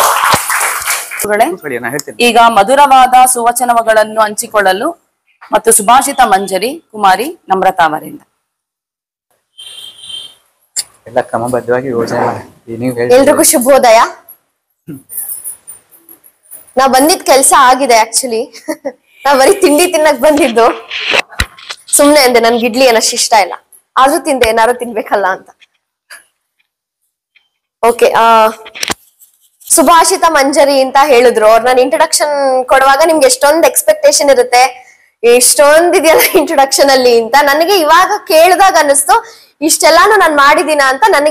ನನಗೆ ಹೊಳೆದಿದ್ದು ಅಂದ್ರೆ ನಾನು ದಿನನಿತ್ಯ ಇದನ್ನೆಲ್ಲ ಮಾಡ್ಕೊಂಡು ಹೋಗ್ತಾ ಇದ್ದೆ. ನಾನು ಯಾವತ್ತೂ ಯೋಚನೆ ಮಾಡಿರ್ಲಿಲ್ಲ ನಾನು ಇದನ್ ಮಾಡ್ತಾ ಇದ್ದೀನ ಅದನ್ ಮಾಡ್ತಾ ಇದ್ದೀನ ಅಂತ. ಇವತ್ತು ಸಂಕ್ಷಿಪ್ತವಾಗಿ ನನ್ ಬಗ್ಗೆ ನನಗೆ ಕೇಳ್ದಾಗ ಅನಿಸ್ತು ಪರವಾಗಿಲ್ಲ, ಏನೋ ಒಂದ್ ಮಾಡಿದೀನಿ ಒಂದ್ ತಕ್ಕ ಮಟ್ಟಿಗೆ, ಒಂದಷ್ಟು ಕೆಲ್ಸಗಳನ್ನ, ಒಂದಷ್ಟು ವಿಷಯಗಳನ್ನ ಅಂತ. ಅಂಡ್ ತುಂಬಾ ಸುಂದರವಾಗಿ ನಾನು ಇಂಟ್ರೊಡಕ್ಷನ್ ಮಾಡಿದ್ದ ಡಾಕ್ಟರ್ ಮನು ಮೇಡಮ್ಗೆ first thank you so much. Subhashita Manjari, ಇವತ್ತು ನಾನು ಬಂದಿರೋ ವಿಷಯ ಸುಭಾಷಿತ ಮಂಜರಿ ಅಂತ. ನೀವೆಲ್ಲ ನೋಡಿರ್ತೀರ, ಪೋಸ್ಟಲ್ ಬಂದಿರುತ್ತೆ, ಮೆಸೇಜ್ ಅಲ್ಲಿ ಬಂದಿರುತ್ತೆ, ಕುಮಾರಿ ನಮ್ರತಾ ಅವರಿಂದ ಸುಭಾಷಿತ ಮಂಜರಿ ಅಂತ. ಸೊ ಸುಭಾಷಿತ ಅಂದ್ರೇನು? ಒಳ್ಳೆಯ ಮಾತು. ನಾವು ದಿನನಿತ್ಯ ಒಳ್ಳೆ ಮಾತನ್ನ ಆಡ್ಬೇಕು, ಒಳ್ಳೆ ಮಾತನ್ನೇ ಕೇಳ್ಬೇಕು, ಮತ್ತೆ ಒಳ್ಳೆಯವ್ರ ಜೊತೆನೆ ಇರ್ಬೇಕು ಅನ್ನೋದು ಎಲ್ಲಾರ್ಗೂ ಗೊತ್ತಿದೆ ಆಲ್ರೆಡಿ. ಆದ್ರೆ ನಾವೇನ್ ಮಾಡ್ತೀವಿ, ನಮ್ಮ ದಿನನಿತ್ಯ ಕೆಲ್ಸಗಳಲ್ಲಿ ತುಂಬಾನೇ ನಮ್ಮನ್ನ ನಾವು ತೊಡಗಿಸ್ಕೊಂಡ್ಬಿಟ್ಟಿರ್ತೀವಿ. ನಮ್ಗ್ ಒಳ್ಳೆ ಮಾತಾಡಕ್ಕೆ ಟೈಮ್ ಇಲ್ಲ ಅಲ್ವಾ? ಒಳ್ಳೆ ಮಾತಾಡೋದಕ್ಕೂ ಒಂದ್ ಕ್ಲಾಸಿಗೆ ಬಂದು ಈ ತರ ಕೂತ್ಕೊಂಡು ಒಳ್ಳೆ ಮಾತನ್ನ ಕೇಳ್ಬೇಕಾಗಿದೆ. ನಾವು ದೈನಂದಿನದಲ್ಲಿ ಅಷ್ಟೊಂದು ತೊಡಗಿಸ್ಕೊಂಡು ನಮ್ಮನ್ನ ನಾವು ತುಂಬಾ ಬ್ಯುಸಿಯಾಗಿ ಇಟ್ಕೊಂಡ್ಬಿಟ್ಟಿದೀವಿ. ಈ ನಿತ್ಯ ಸುಭಾಷಿತ ಅನ್ನೋದು ಎಲ್ರ ಕಿವಿಗೂ ದಿನ ವಾಟ್ಸಪ್ ಅಲ್ಲಿ ಬರ್ತಾ ಇರುತ್ತೆ, ಎಲ್ರ ಕಿವಿಗೂ ಬೀಳ್ತಾನೆ ಇರುತ್ತೆ, ಪೇಪರ್ ಅಲ್ಲೂ ನೋಡ್ತಾ ಇರ್ತೀವಿ. ಆದ್ರೆ ಇವತ್ತು ನಾವು ಬಂದು ಸುಭಾಷಿತಾನೇ ಕೇಳ್ಬೇಕಾಗಿರೋ ಪರಿಸ್ಥಿತಿ ಯಾಕೆ ಬಂದಿದೆ ಅಂತ ಅಂದ್ರೆ, ನಾವ್ ಅಷ್ಟೊಂದು ನಮ್ ಬ್ಯುಸಿ ಲೈಫ್ ಅಲ್ಲಿ ಇದೀವಿ. ಒಳ್ಳೆ ಮಾತ್ ಕೇಳಕ್ಕೂ ನಮ್ಗೊಂದ್ ದಿನ ಬೇಕು, ಒಂದ್ ಸಮಯ ಬೇಕು, ಅದನ್ನ ನಾವು ಕೇಳ್ಬೇಕಾಗಿದೆ. ಈಗ ನೀವೆಲ್ಲ ಸಂಸ್ಕೃತ ಸುಭಾಷಿತದ ಬಗ್ಗೆ ಕೇಳಿರ್ತೀರಾ, ಪೇಪರ್ ಅಲ್ಲಿ ಓದಿರ್ತೀರಾ. ಆದ್ರೆ ನನ್ನ ವಿಶೇಷತೆ ಏನು ಅಂದ್ರೆ, ಒಂದಷ್ಟು ಸುಭಾಷಿತಗಳನ್ನ ನಾನು ಆಯ್ಕೆ ಮಾಡ್ಕೊಂಡು ಅದಕ್ಕೆ ನಾನೇ ರಾಗ ಸಂಯೋಜನೆ ಮಾಡಿ ರಾಗವಾಗಿ ಸುಭಾಷಿತ ಹಾಡಿ ನಿಮ್ಗೆ ಅದ್ರ ಅರ್ಥನೂ ತಿಳಿಸ್ಕೊಡುವಂತ ಪ್ರಯತ್ನ ನಾನು ಮಾಡ್ತೀನಿ. ಮೊದಲನೆಯ ಸುಭಾಷಿತ. ಚಿಂತಾಯಾಶ್ಚ ಚಿತಾಯಾಶ್ಚ ಬಿಂದು ಮಾತ್ರಂ ವಿಶಿಷ್ಯತೆ. ಚಿಂತಾಯಾಶ್ಚ ಚಿತಾಯಾಶ್ಚ ಬಿಂದು ಮಾತ್ರಂ ವಿಶಿಷ್ಯತೆ. ಚಿತಾದಹತಿ ನಿರ್ಜೀವಂ ಚಿಂತಾದಹತಿ ಜೀವಿನಂ. ಚಿತಾದಹತಿ ನಿರ್ಜೀವಂ ಚಿಂತಾದಹತಿ ಜೀವಿನಂ. ಚಿಂತಾಯಾಶ್ಚ ಚಿತಾಯಾಶ್ಚ ಬಿಂದು ಮಾತ್ರಂ ವಿಶಿಷ್ಯತೆ. ಚಿತಾದಹತಿ ನಿರ್ಜೀವಂ ಚಿಂತಾದಹತಿ ಜೀವಿನಂ. ನಿಮ್ಮೊಂದಷ್ಟು ಜನಕ್ಕೆ ಆಲ್ರೆಡಿ ಸಂಸ್ಕೃತ ಗೊತ್ತಿರುತ್ತೆ, ನಿಮ್ಗೆ ಇದ್ರ ಅರ್ಥ ಆಲ್ರೆಡಿ ಅರ್ಥ ಆಗೇ ಇರುತ್ತೆ. ಜೀವನದಲ್ಲಿ ಚಿಂತೆ ಚಿತೆ ಅನ್ನೋದು ಎರಡಿದೆ. ಚಿಂತೆ ಅಂದ್ರೇನು? ನಾವು ಯೋಚನೆ ಮಾಡುವಂತದ್ದು, ಆಲೋಚನೆ ಮಾಡುವಂತದ್ದು. ಚಿಂತೆ ಅಂದ್ರೆ ಯೂಶಲಿ ನೆಗೆಟಿವ್ ಟರ್ಮ್. ಅದು ಯೋಚನೆ ಅನ್ನೋದು ಪಾಸಿಟಿವ್ ಟರ್ಮ್, ಚಿಂತೆ ಅನ್ನೋದು ನೆಗೆಟಿವ್ ಟರ್ಮ್. ಅಂದ್ರೆ ಕೆಟ್ಟ ಯೋಚನೆ, ಕೆಟ್ಟ ಆಲೋಚನೆಗೆ ನಾವು ಚಿಂತೆ ಅಂತ ಕರಿತೀವಿ. ಚಿತೆ ಅಂದ್ರೇನು? ಒಬ್ಬ ಮನುಷ್ಯ ಸತ್ ಮೇಲೆ ಅವನನ್ನ ಸುಡುವಂತದನ್ನ ನಾವು ಚಿತೆ ಅಂತ ಕರಿತೀವಿ. ಚಿತೆ ಅನ್ನೋದು ನಾವು ಸತ್ ಮೇಲೆ ನಮ್ನ ಸುಡುವಂತದ್ದು. ಆದ್ರೆ ಚಿಂತೆ ಅನ್ನೋದು ನಮ್ನ ಜೀವಂತವಾಗಿದ್ದಾಗ್ಲೇ ದಿನ ಕೊಲ್ತಾ ಇರುತ್ತೆ ಅಲ್ವಾ? ಚಿಂತೆ ಚಿತೆ ಎರಡು ಕನ್ನಡ ಪದ. ಚಿತೆ ಚಿಂತೆ ಏನ್ ವ್ಯತ್ಯಾಸ? ಮಧ್ಯ ಒಂದ್ 0 ಮಾತ್ರ ವ್ಯತ್ಯಾಸ, ಮಧ್ಯ ಒಂದ್ ಬಿಂದು ಮಾತ್ರ ವ್ಯತ್ಯಾಸ ಎರಡಕ್ಕೂ. ಆದ್ರೆ ಚಿಂತೆ ಅನ್ನೋದು ದಿನ ನಮ್ನ ಕೊಲ್ತಾ ಇದೆ. ನಮ್ ಎಲ್ಲಾರ್ನುವೆ, ಇಲ್ಲಿ ಯಾರೇ ಎಷ್ಟೇ ಯೋಗಾಭ್ಯಾಸ ಮಾಡ್ತಾ ಇರ್ಬೋದು, ಏನೇ ದೊಡ್ಡ ದೊಡ್ಡ ಪದವಿಲಿ ಇರ್ಬೋದು, ಏನೇ ಜೀವನದಲ್ಲಿ ಸಾಧಿಸಿರ್ಬೋದು, ನಮ್ಮೆಲ್ಲಾರ್ಗು ಒಂದಲ್ಲ ಒಂದ್ ರೀತಿ ಚಿಂತೆ ಇದ್ದೇ ಇದೆ. ಈ ಕೂತ್ಕೊಂಡು ಈ ಸುಭಾಷಿತದಲ್ಲಿ ನಾನ್ ನಿಮಗ್ ಹೇಳ್ತೀನಿ ದೊಡ್ಡದಾಗಿ ಚಿಂತೆ ಮಾಡ್ಬೇಡಿ ಅಂತ. ನಾನು ದಿನ ಚಿಂತೆ ಮಾಡ್ತೀನಿ. ಬಿಕಾಸ್ ಏನಾಗೋಗಿದೆ ಅಂದ್ರೆ ನಮ್ಗೆ ಅಭ್ಯಾಸ ಆಗೋಗಿದೆ. ಎಲ್ಲ ಸರಿಯಾಗಿ ಹೋಗ್ತಾ ಇದ್ರೆ ಜೀವನದಲ್ಲಿ ನಮ್ಗೆ ಏನೋ ಡೌಟ್ ಹೊಡಿಯುತ್ತೆ, ಏನೋ ಸರಿ ಇಲ್ವಲ್ಲ ಅಂತ. ಹೌದಾ ಇಲ್ವಾ? ಏನಾದ್ರು ಪ್ರಾಬ್ಲಮ್ಸ್ ಆಗ್ತಾ ಇದ್ರೆ ನಮಗ್ ಅನ್ಸುತ್ತೆ, ಓ ನನ್ ಲೈಫ್ ಸರಿಯಾಗಿ ಹೋಗ್ತಾ ಇದೆ, ಮಧ್ಯ ಒಂದೊಂದ್ ಪ್ರಾಬ್ಲಮ್ ಇದೆ ಅಂತ. ಎಲ್ಲ ಈಸಿಯಾಗಿ ಹೋಗ್ತಾ ಇದ್ರೆ ನಮ್ಗೆ ಯಾಕೋ ಡೌಟ್ ಶುರು ಆಗೋಗುತ್ತೆ. ಏನೋ ಒಂದ್ ವಾರ ಆಯ್ತು ಯಾರ ಜೊತೆನೋ ಜಗಳನೇ ಆಡಿಲ್ವಲ್ಲ, ಒಂದ್ ವಾರ ಆಯ್ತು ಯಾಕೋ ಆಕ್ಸಿಡೆಂಟೇ ಆಗ್ಲಿಲ್ವಲ್ಲ, ಒಂದ್ ವಾರ ಆಯ್ತು ಕೈ ಮೇಲೆ ಬಿಸಿನೀರ್ ಸುರಿಸ್ಕೊಳ್ಳಿಲ್ವಲ್ಲ, ಒಂದ್ ವಾರ ಆಯ್ತು ಎಲ್ಲ ಅದ್ ಯಾಕೆ ಇಷ್ಟು ಚೆನ್ನಾಗಿ ಹೋಗ್ತಾ ಇದೆ ಅನ್ನೋ ಪ್ರಶ್ನೆ ನಮ್ಗೆಲ್ಲ ಇದೆ. ನೀವೆಲ್ಲಾರು ನಗೋದ್ರಲ್ಲೇ ನಂಗೆ ಆನ್ಸರ್ ಸಿಕ್ತು. ಎಲ್ಲಾರ್ಗು ಯೋಚನೆ ಬಂದಿರುತ್ತೆ. ಸರಿಯಾಗಿ ಹೋಗ್ತಾ ಇದ್ರೆ ಏನೋ ಎಲ್ಲಾ ಸರಿಯಾಗಿ ಹೋಗ್ತಾ ಇದೆ, ಏನೋ ಒಂದು ಆಗ್ಬಿಡುತ್ತೆ ಮುಂದೆ ಅನ್ನೋದು ಏನೋ ಒಂದು ಯೋಚನೆ ಇರುತ್ತೆ. ಅಂಡ್ ಇಟ್ಸ್ ಓಕೆ, ಹಂಗೆ ಇರ್ಬೇಕು. ಅಂಡ್ ಹಂಗೆ ಇರ್ತೀವಿ ನಾವು ಎಷ್ಟೇ ಹೇಳಿದ್ರು. ಬಟ್ ಏನಂದ್ರೆ ನಾವ್ ಯೋಚನೆ, ಏನೋ ಒಂದ್ ಪ್ರಾಬ್ಲಮ್ ಬಂದ್ರೆ, ನಮ್ಗೆ ಏನೋ ಒಂದ್ ಕಷ್ಟ ಬಂದ್ರೆ ಅದನ್ನ ನಾವು ಚಿಂತೆ ಮಾಡೋ ಬದ್ಲು, ಅದ್ರ ಬದ್ಲು ನಾನ್ ನಿಮ್ಗೆ ಹೇಳ್ತೀನಿ ಹೆಂಗೆ ಅಂತ. ಈಗ ಏನೋ ಒಂದ್ ಕಷ್ಟ ಬಂತು ನಮ್ಗೆ, ನಾನ್ ಅದ್ರ ಬದ್ಲು ನನ್ಗೆ ಕಷ್ಟ ಬಂತಲ್ಲ ಅಂತ ಯೋಚನೆ ಮಾಡೋ ಬದ್ಲು ಆ ಕಷ್ಟದಿಂದ ನಾ ಹೊರಗೆ ಹೆಂಗ್ ಬರೋದು, ಆ ಕಷ್ಟನ ಫೇಸ್ ಮಾಡೋದ್ ಹೆಂಗೆ ಅಂತ ನಾವು ಆಲೋಚನೆ ಮಾಡ್ಬೇಕು, ಅದ್ರ ಬಗ್ಗೆ ವಿಮರ್ಶೆ ಮಾಡ್ಬೇಕು. ಅದ್ರ ಬದಲು ನಾವು ಚಿಂತೆ ಮಾಡ್ಕೊಂಡ್ ಕೂತ್ರೆ ಏನಾಗತ್ತೆ, ನಮಗ್ ಬೇಗ ಬಿಳಿ ಕೂದ್ಲಾಗತ್ತೆ. ಆಯ್ತಾ? ನಾವು ಮೆಂಟಲಿ ಎಷ್ಟು ಹೆಲ್ದಿ ಆಗಿರ್ತೀವಿ ಅದು ನಮ್ ಮುಖದಲ್ಲಿ ತೋರ್ಸತ್ತೆ ಅಂತ ಹೇಳ್ತಾರೆ. ಅಂದ್ರೆ ನಮ್ ಮುಖದಲ್ಲಿ ರಿಂಕಲ್ಸ್ ಬರುತ್ತೆ, ಕೂದ್ಲು ಬೆಳ್ಳಗಾಗತ್ತೆ. ನಮ್ಗೆ ಅಗೇನ್ ನಾವ್ ಚಿಂತೆ ಮಾಡೋದ್ರಿಂದ ನಮ್ಗೇನೆ ಕಷ್ಟ. ಅದ್ರ ಬದಲು ಏನಾರೋ ತೊಂದ್ರೆ ಬಂದ್ರೆ ಅದನ್ನ ಎದುರ್ಸೋದ್ ಹೆಂಗೆ ಅಂತ ಆಲೋಚನೆ ಮಾಡ್ಬೇಕು, ವಿಮರ್ಶೆ ಮಾಡ್ಬೇಕು, ನಮ್ ಜೊತೆ ಇರೋರ್ ಜೊತೆ ಮಾತಾಡ್ಬೇಕು. ಸೊ ಈ ಸುಭಾಷಿತ ಏನ್ ಹೇಳ್ಕೊಡುತ್ತೆ ಅಂದ್ರೆ, ಚಿಂತೆಗೂ ಚಿತೆಗೂ ಇರೋದು ಒಂದೇ ವ್ಯತ್ಯಾಸ. ಏನು? 1 ಮಾತ್ರ ವ್ಯತ್ಯಾಸ. ಆದ್ರೆ ಅದ್ರ ಇಂಪ್ಯಾಕ್ಟ್ ನಮ್ಮ ಮೇಲೆ ಎಷ್ಟಿದೆ. ಚಿತೆ ಅನ್ನೋದು ನಾವು ಸತ್ ಮೇಲೆ ನಮ್ನ ಸುಡುತ್ತೆ, ಆದ್ರೆ ಚಿಂತೆ ಅನ್ನೋದು ಬದುಕಿದಾಗ್ಲೇ ನಮ್ನ ಕೊಲ್ಲತ್ತೆ ಅನ್ನೋದು ಒಂದು ಅನ್ನೋದು ಈ ಸುಭಾಷಿತದ ಅರ್ಥ. ಈಗ ಮುಂದಿನ ಸುಭಾಷಿತಕ್ಕೆ ಹೋಗೋಣ.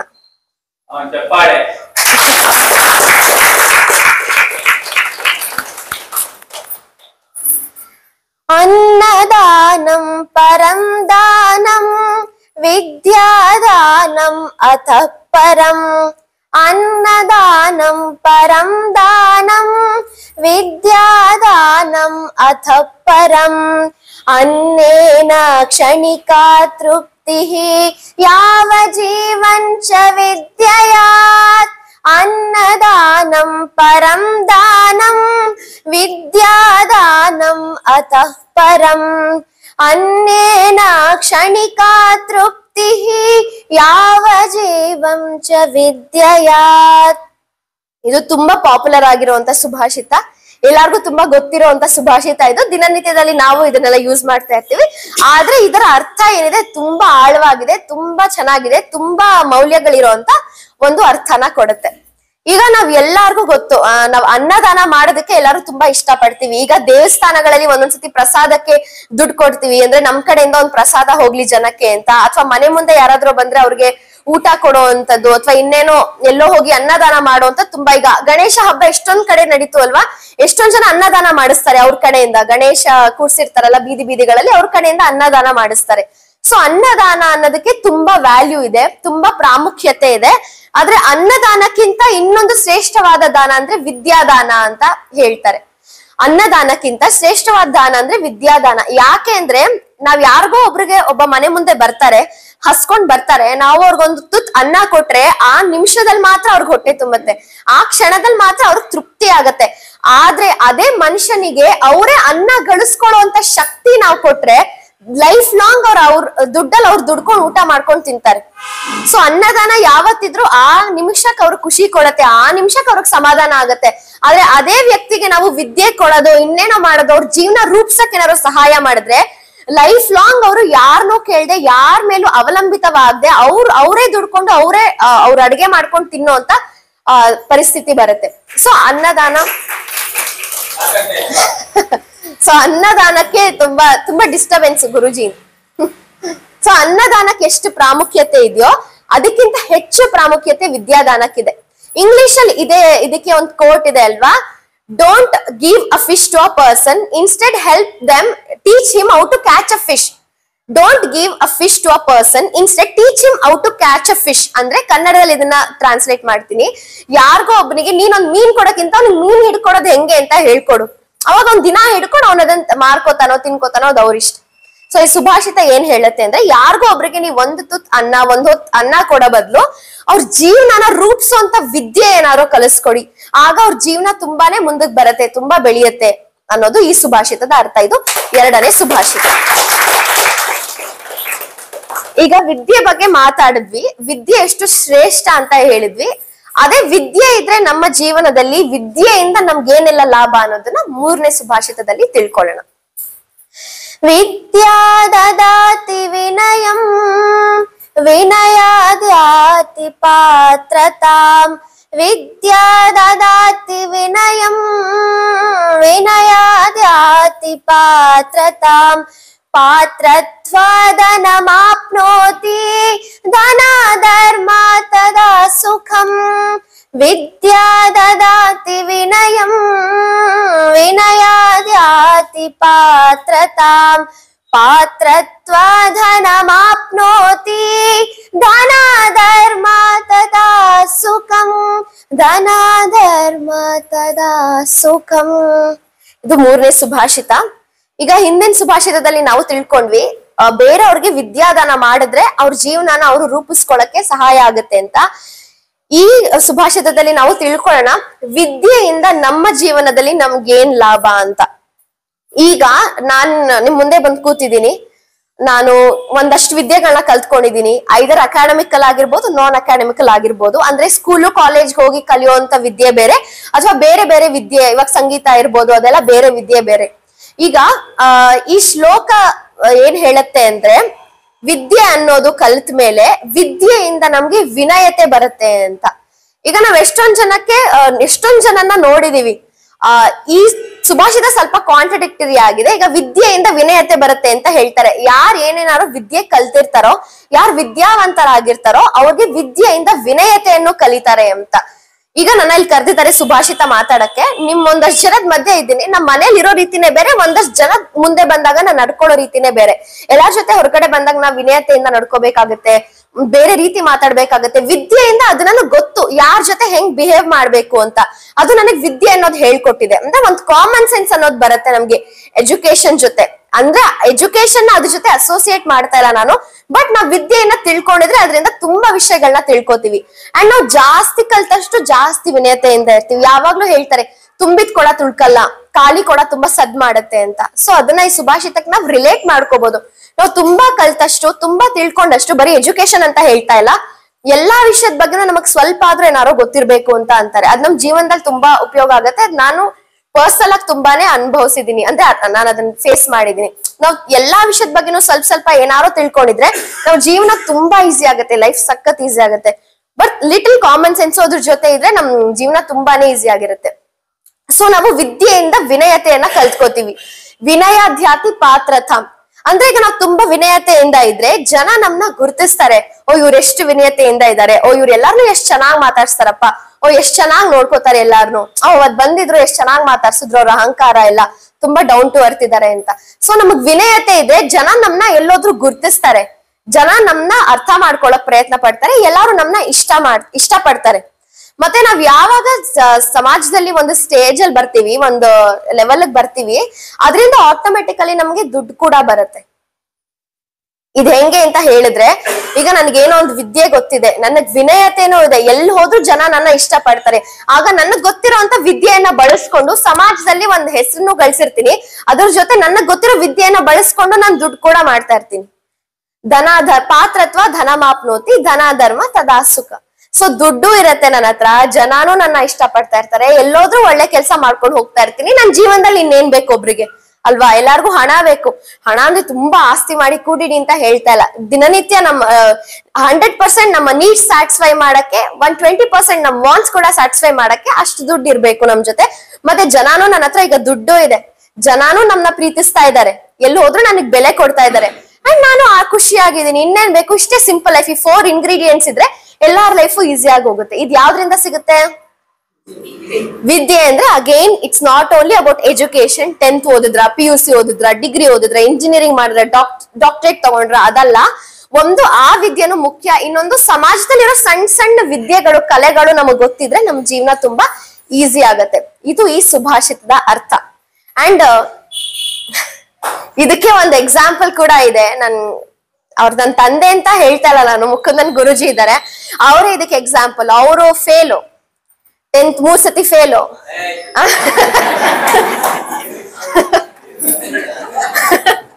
10th ವರೆಗೂ ಬಂದಿದ್ದೆ ದೊಡ್ಡ ವಿಷಯ, 10th ಅಲ್ಲೂ 3 ಸತಿ ಫೇಲು.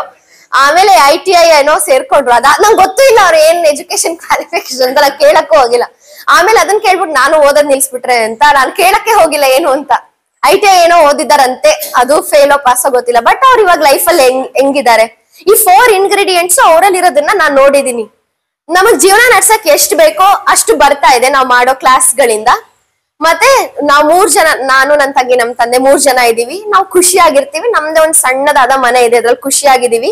ಎಲ್ಲ ಹೋದ್ರು ಜನ ನಮ್ನ ಪ್ರೀತಿಸ್ತಾರೆ, ನಾವು ಜನನ ಪ್ರೀತಿಸ್ತೀವಿ. ಸೊ ಇದಿರೋದ್ರಿಂದ ನಾವ್ ಆರಾಮಾಗಿದೀವಿ ನಮ್ ಲೈಫ್ ಅಲ್ಲಿ ಅಂತ ಅವ್ರ ಎಕ್ಸಾಂಪಲ್ ಕೊಟ್ಟೆ. ಬಿಕಾಸ್ ನಾನ್ ನೋಡ್ತಾ ಇದ್ದೀನಿ ಹಂಗಿರೋದನ್ನ. ಸೊ ನಮ್ಗೆ ಏನ್ ಬೇಕು ಇಷ್ಟು ಇದ್ರೆ ನಾವು ಜೀವನದಲ್ಲಿ ಆರಾಮಾಗಿರ್ಬೋದು. ಇದು ನಮ್ಗೆ ವಿದ್ಯೆಯಿಂದ ಬರುತ್ತೆ. ವಿದ್ಯೆಯಿಂದ ಬರೋ ವಿನಯತೆಯಿಂದ ಇದೆಲ್ಲಾನು ನಮ್ಮ ಜೀವನದಲ್ಲಿ ಇದೆ. ಸೊ ಈಗ ಮುಂದಿನ ಸುಭಾಷಿತಕ್ಕೆ ಹೋಗೋಣ. ಇದು 3ನೇ ಸುಭಾಷಿತ. ಪ್ರಿಯವಾಕ್ಯ ಪ್ರದಾನೇನ, ಪ್ರಿಯವಾಕ್ಯ ಪ್ರದಾನೇನ, ಪ್ರಿಯವಾಕ್ಯ ಪ್ರದಾನೇನ ಸರ್ವೇ ತುಷ್ಟಂತಿ ಜಂತವಃ. ಪ್ರಿಯವಾಕ್ಯ ಪ್ರದಾನೇನ ಸರ್ವೇ ತುಷ್ಟಂತಿ ಜಂತವಃ. ತಸ್ಮಾತ್ ತದೇವ ವಕ್ತವ್ಯಂ ವಚನೆ ಕಾ ದರಿದ್ರತಾ. ತಸ್ಮಾತ್ ತದೇವ ವಕ್ತವ್ಯಂ ವಚನೆ ಕಾ ದರಿದ್ರತಾ. ಪ್ರಿಯವಾಕ್ಯ ಪ್ರದಾನೇನ ಸರ್ವೇ ತುಷ್ಟಂತಿ ಜಂತವಃ.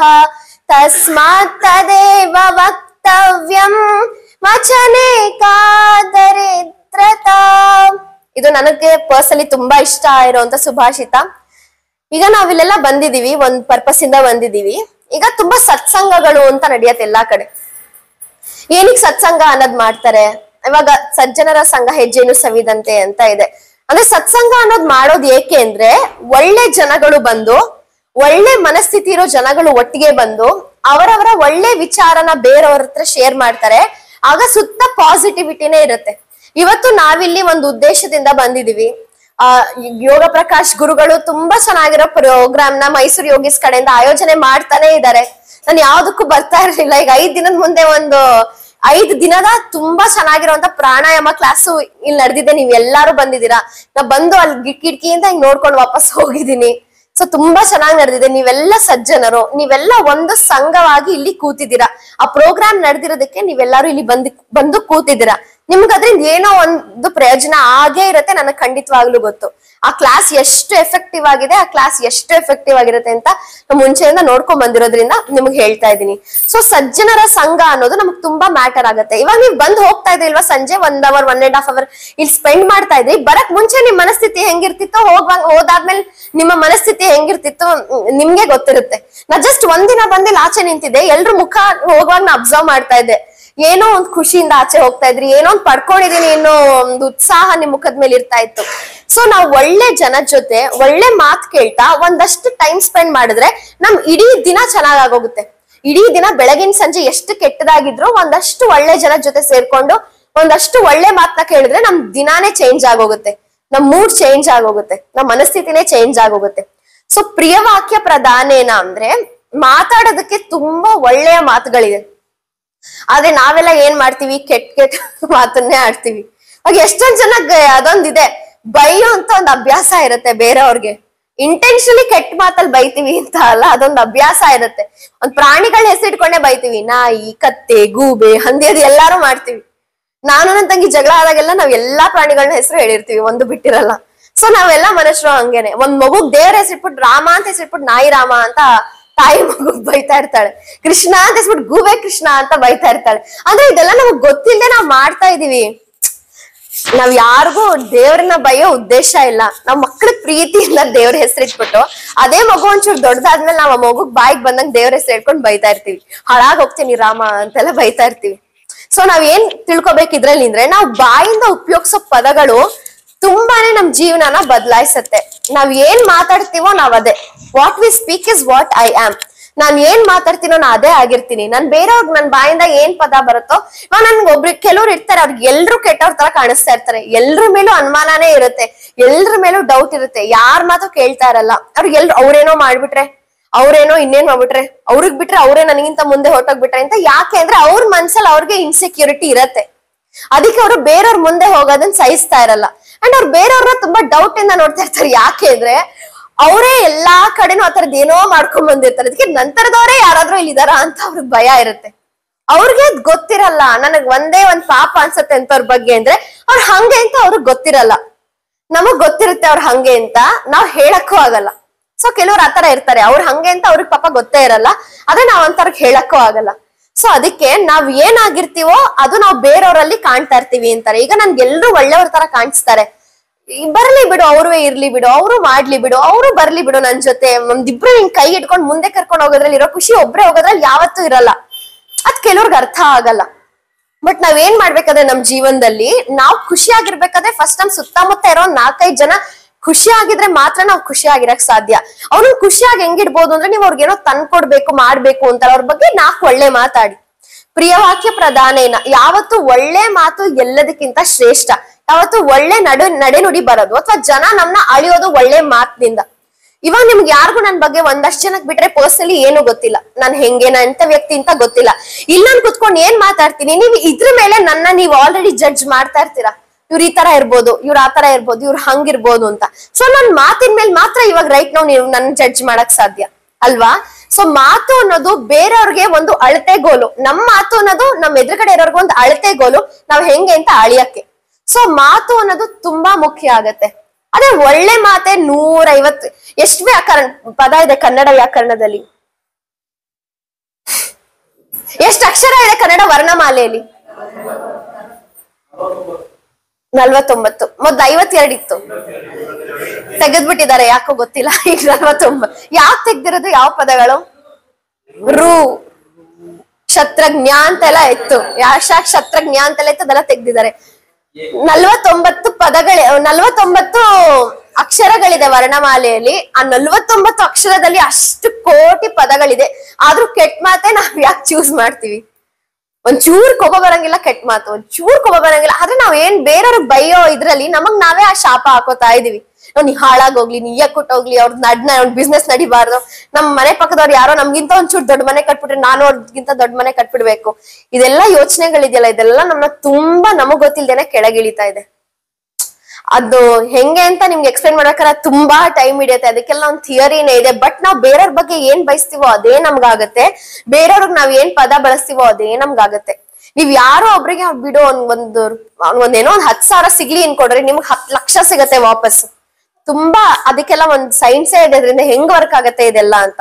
ಸೊ ಬಟ್ ನಾನ್ ನಿಮ್ಗೆ ಬೇಸಿಕಲಿ ಏನ್ ಹೇಳೋದಂದ್ರೆ, ನೀವ್ ಯಾರ ಬಗ್ಗೆ ಏನ್ ಮಾತಾಡ್ತೀರಾ, ಯಾರ ಬಗ್ಗೆ ಏನ್ ಬಯಸ್ತೀರಾ, ಅದನ್ನ ನೀವು ಯೋಚನೆ ಮಾಡಿ ಮಾತಾಡ್ಬೇಕು ಯಾವಾಗ್ಲೂ.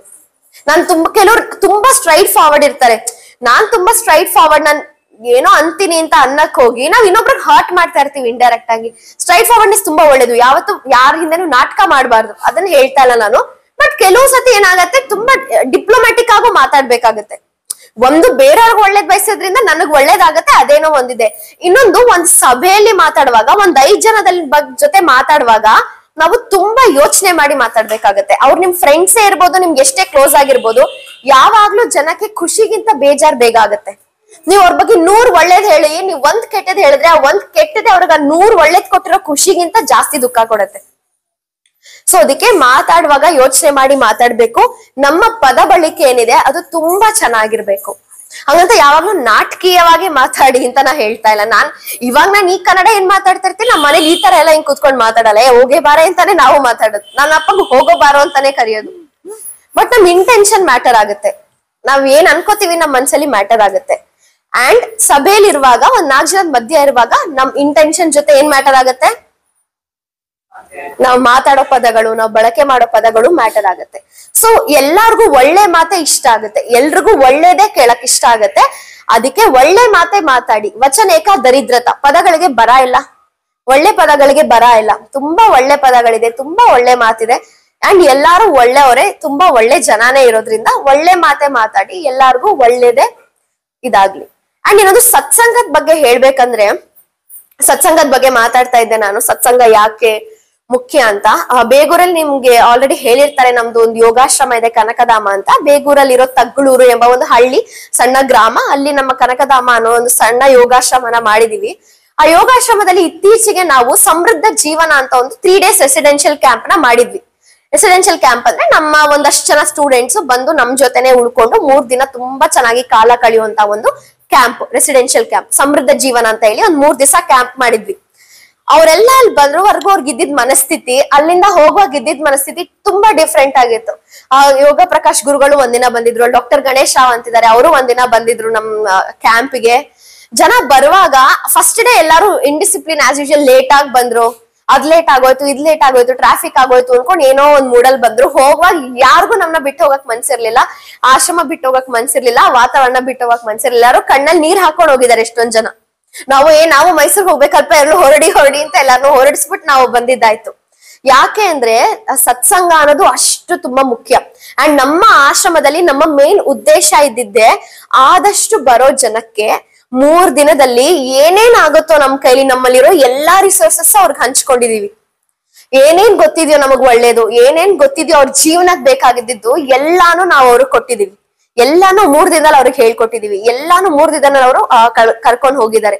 ಸೊ ಈ ನಾವು 3 days ಏನ್ ರೆಸಿಡೆನ್ಷಿಯಲ್ ಕ್ಯಾಂಪ್ ಮಾಡ್ತೀವಿ, ಸಮೃದ್ಧ ಜೀವನ ಅನ್ನೋದು, ಇದು ನಿಜವಾಗ್ಲೂ ನಮ್ ಜೀವನನೇ ಬದಲಾಯಿಸುವಂತ ಒಂದು ಕ್ಯಾಂಪ್.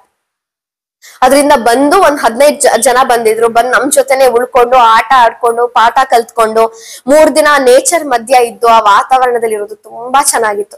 ಸೊ ಬಂದು ಕಲ್ತ್ಕೊಂಡು ತಿಳ್ಕೊಂಡು ಜೀವನನೇ ಚೇಂಜ್ ಆಗಿ ಹೋಗಿದ್ದಾರೆ. ಸೊ ನಾವ್ ಒಂದ್ 3 ದಿನ ಸತ್ಸಂಗದಲ್ಲಿ ನಮ್ ಜೀವನನ ಕಳೆದಿದ್ದಕ್ಕೆ ಇಷ್ಟೊಂದು ನಮ್ ಜೀವನ ಬದಲಾಯಿಸಬಹುದು ಅಂದ್ರೆ, ನಾವ್ ದಿನ ಒಳ್ಳೆ ಮಾತನ್ನೇ ಆಡ್ಕೊಂಡು ಒಳ್ಳೆ ಜೊತೆ ಇದ್ರೆ ನಮ್ಮ ಲೈಫ್ ಮೇಲೆ ಎಷ್ಟು ಇಂಪ್ಯಾಕ್ಟ್ ಆಗ್ಬೇಡ ನೀವೇ ಯೋಚನೆ ಮಾಡಿ. ಸೊ ಇದೇ ತರ ನಮ್ಮ ಈ ಸಮೃದ್ಧ ಜೀವನ ರೆಸಿಡೆನ್ಷಿಯಲ್ ಕ್ಯಾಂಪ್ ಏನಿದೆ, ಮುಂದೆನೂ ನಾವು ಮಾಡಕ್ ಪ್ಲಾನ್ ಮಾಡ್ತಾ ಇದೀವಿ. ನವೆಂಬರ್ ಅಲ್ಲಿ ಆದಷ್ಟು ಜನ ಬಂದು ಅದನ್ನ ಉಪಯೋಗ ಪಡ್ಕೋಬೇಕು ಅಂತ ನಮ್ಮ ಉದ್ದೇಶ. ಏನೋ ಹೇಳ್ತಾ ಇದ್ದೆ.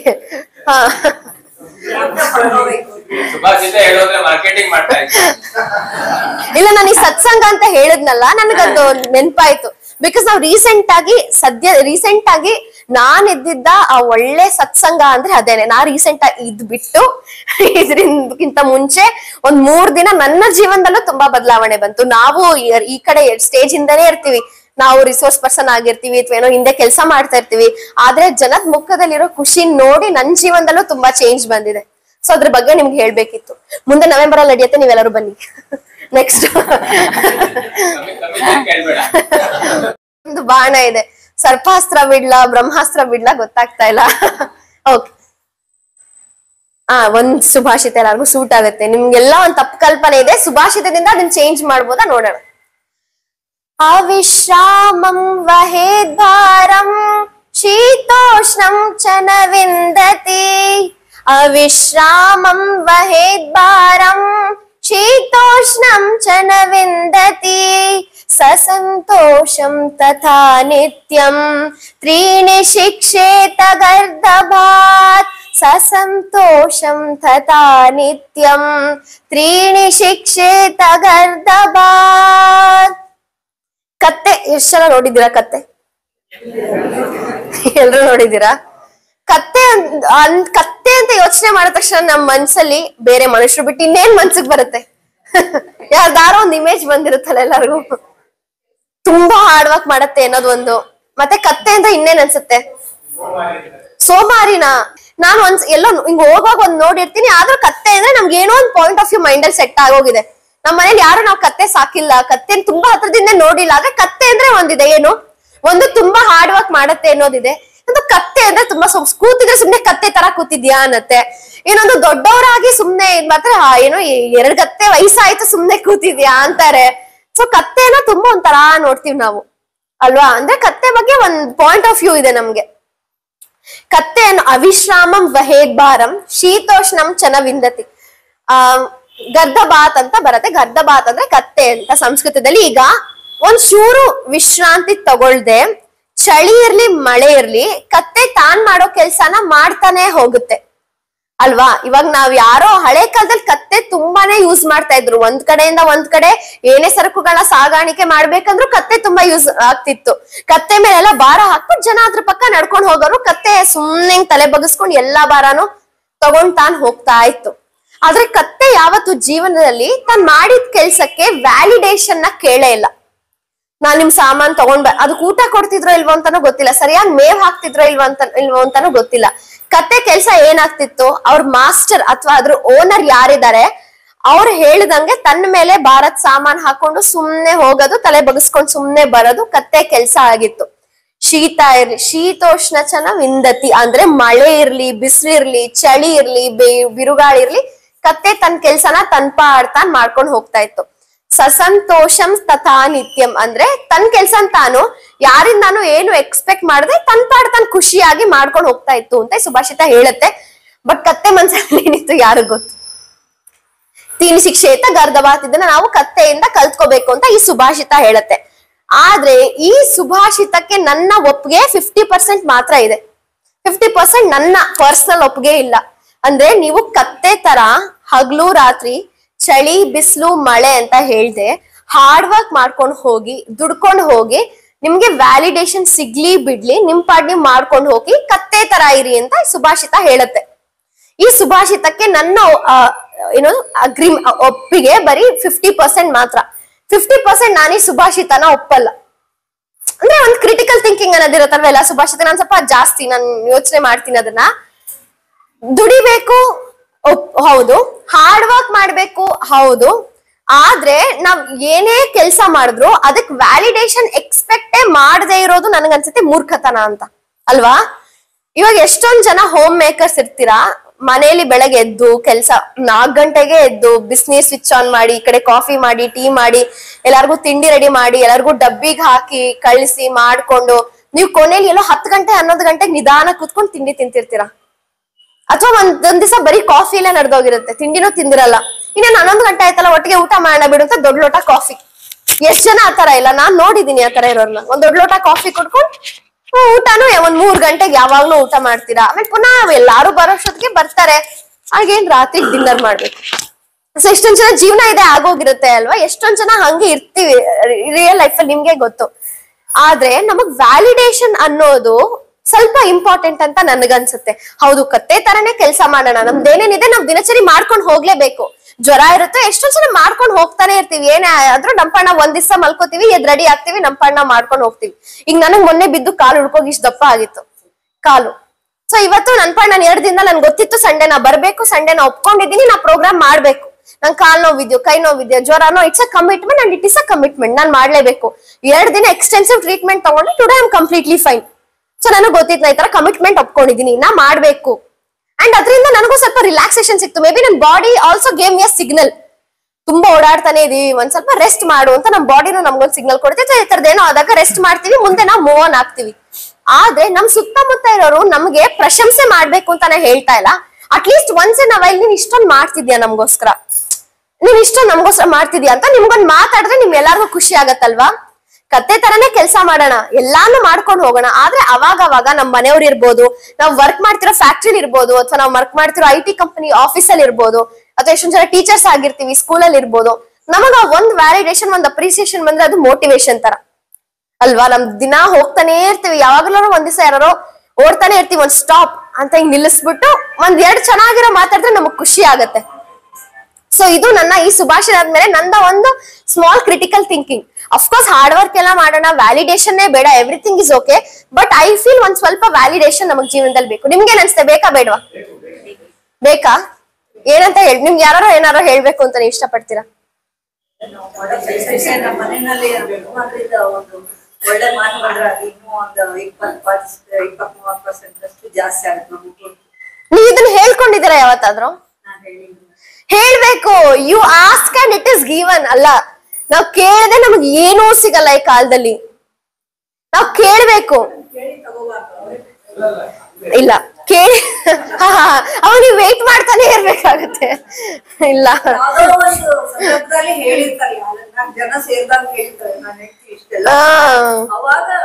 ನಾವ್ ಅದನ್ನೇ ಕೇಳಿಸ್ಕೊಂಡ್ ಖುಷಿ ಆಗತ್ತಲ್ವ ನಿಮ್ಗೆ? ಬಿಡು, ಕೆಲವ್ರು ಅವ್ರ ಮುಂದೆ ಹೇಳಲ್ಲ, ಕೆಲವ್ರು ಎಕ್ಸ್ಪ್ರೆಸಿವ್ ಇರಲ್ಲ. ಇನ್ನೊಂದಿದೆ, ಅವ್ರು ಕೆಟ್ಟವ್ರವ್ರು ಹೇಳಲ್ಲ ಅಂತ ಇಲ್ಲ, ಕೆಲವ್ರು ಎಕ್ಸ್ಪ್ರೆಸಿವ್ ಇರಲ್ಲ ಬೈ ನೇಚರ್. ನಿಮ್ ಮುಂದೆ ನೀವ್ ಹೇಳಲ್ಲ, ನೀವ್ ಇಲ್ದಾಗ ಏನೋ ಅಷ್ಟೆಲ್ಲ ನಮಗ್ ಮಾಡ್ತಾ ಇದಾರಪ್ಪ ಅಷ್ಟೆಲ್ಲ ಅಂತ ಅಂದಿರ್ತಾರೆ. ಬೇರೆಯವ್ರು ನಿಮ್ಗೆ ಹೇಳ್ತಾರೆ ನಿಮ್ ಬಗ್ಗೆ ಹೇಳ್ತಿದ್ರಪ್ಪ ಅಂತ ಅಲ್ವಾ. ಸೊ ಅದು ಒಂದ್ ಖುಷಿ ಸಿಗತ್ತೆ. Yes ma'am. ಹೇಳ್ತೀವಿ, ನಿಜಾನು ಕೂಡ. ಓಕೆ. ನಾವೆಲ್ಲ ಏನ್ ಅನ್ಕೋತೀವಿ ಗೊತ್ತಾ, ನಾ ಮಾತ್ರ ಕತ್ತೆ ತರ ದುಡಿತಿದೀವಿ, ಬೇರೆಯವರೆಲ್ಲ ಎಮ್ಮೆಗಳು ಅಲ್ವಾ.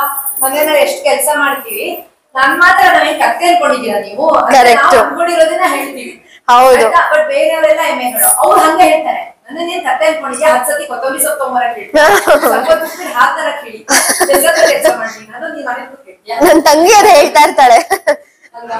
ಹೌದು. ನಾವೇನ್ ಅನ್ಕೋತೀವಿ ನಮ್ಮ ಮೇಲೆ ಡಿಪೆಂಡ್ ಆಗುತ್ತೆ, ಬೇರೆಯವ್ರು ಏನ್ ಅನ್ಕೋತಾರೆ ಅನ್ನೋದು ಎರಡನೇ ಮಾತು. ಹೌದು. ನಮ್ಮನ್ನ ನಾವ್ ಮೇ ಬಿ ಹಂಗ್ ನೋಡ್ತಾ ಇರ್ತೀವಿ, ಅದು ಇದೆ. ನಮ್ ಮೇಲೆ ನಮಗ್ ಸೆಲ್ಫ್ ಪಿಟಿ ಒಂದಷ್ಟು ಜನಕ್ಕೆ ಇರುತ್ತೆ. ನಾ ಇಷ್ಟೊಂದ್ ಮಾಡ್ತಾ ಇದೀನಿ, ನಾನು ಇಷ್ಟೊಂದ್ ಮಾಡ್ತಾ ಇದೀನಿ ಅಂತ ನಮ್ಗೆ ಸೆಲ್ಫ್ ಪಿಟಿನೂ ಇರುತ್ತೆ. ಒಬ್ಬೊಬ್ರಾಗಿ ಹೇಳಿ, ಸೊ ಅದ ಎಲ್ರದ್ದು ಕೇಳಿಸ್ಕೋಬಹುದು, ನಾವು ಉತ್ತರಾನು ಕೊಡ್ಬೋದು. ನೀವ್ ಹೇಳಿ. ಬಂದಾಗ ನಮ್ದು ಎಕ್ಸ್ಪೆಕ್ಟೇಷನ್ ಏನಿರಲ್ಲ, ಮಾಡ್ತಿರ್ತೀವಿ ಸರಿ, ಒಂದೆರಡು ಸಾಂತ್ವನ ಮಾತಾಡೋದ್ರೂ ನಮ್ಗೆ ಇನ್ನೂ ಪ್ರೇರಣೆ ಆಗತ್ತೆ. ಹೌದು, ನಿಜ. ಇದಕ್ಕೆಲ್ಲ ಜೆಂಟ್ಸ್ ವಾಯ್ಸೇ ಇಲ್ಲ. ಯಾಕೆಂದ್ರೆ ನೀವು other side of the coin ಅಲ್ಲಿ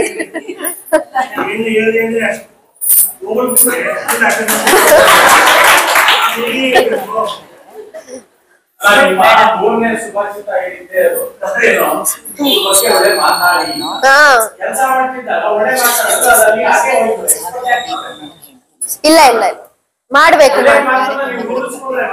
ಬರ್ತಾರೆ ಮೇಡಮ್, ಹೇಳಬೇಡ, ಮುಂದೆ ಬರ್ತಾರೆ, ಗ್ಯಾರಂಟಿ.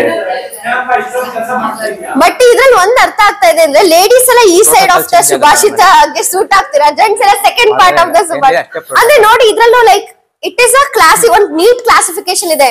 ನೀವೆಲ್ಲ ತುಂಬಾನೇ ಓಕೆ, ನಿಮ್ ಪ್ರಕಾರ ಹಾರ್ಡ್ ವರ್ಕ್ ಗೆ ಡೆಫಿನಿಷನ್ ಇಲ್ಲ. ನನ್ನ ಪ್ರಕಾರ ಹಾರ್ಡ್ ವರ್ಕ್ ಇದು, ಹಾರ್ಡ್ ವರ್ಕ್ ಅದು ಡೆಫಿನಿಷನ್ ಇಲ್ಲ. ಬಟ್ ನಿಮ್ಗೆಲ್ಲ ಫೀಲ್ ಆಗುತ್ತೆ ದಟ್ ನಿಮ್ಗೆ ಆ ವ್ಯಾಲಿಡೇಷನ್ ಸಿಕ್ಕಿಲ್ಲ ಅಂತ. ಯೂಶಲಿ ಕಲೆಕ್ಟಿವ್ಲಿ ಲೇಡೀಸ್ಗೆ ಜೆಂಟ್ಸ್ ಯಾಕೆ ವ್ಯಾಲಿಡೇಷನ್ ಕೊಡಲ್ಲ ಅಂತ ಅವ್ರ ಹತ್ರ ಉತ್ತರ ಬೇರೆ ಆಲ್ರೆಡಿ ಇದೆ. ಅಂಡ್ ಇನ್ನೊಂದೇನಂದ್ರೆ, ಎಸ್ ಸರ್ ಹೇಳಿ.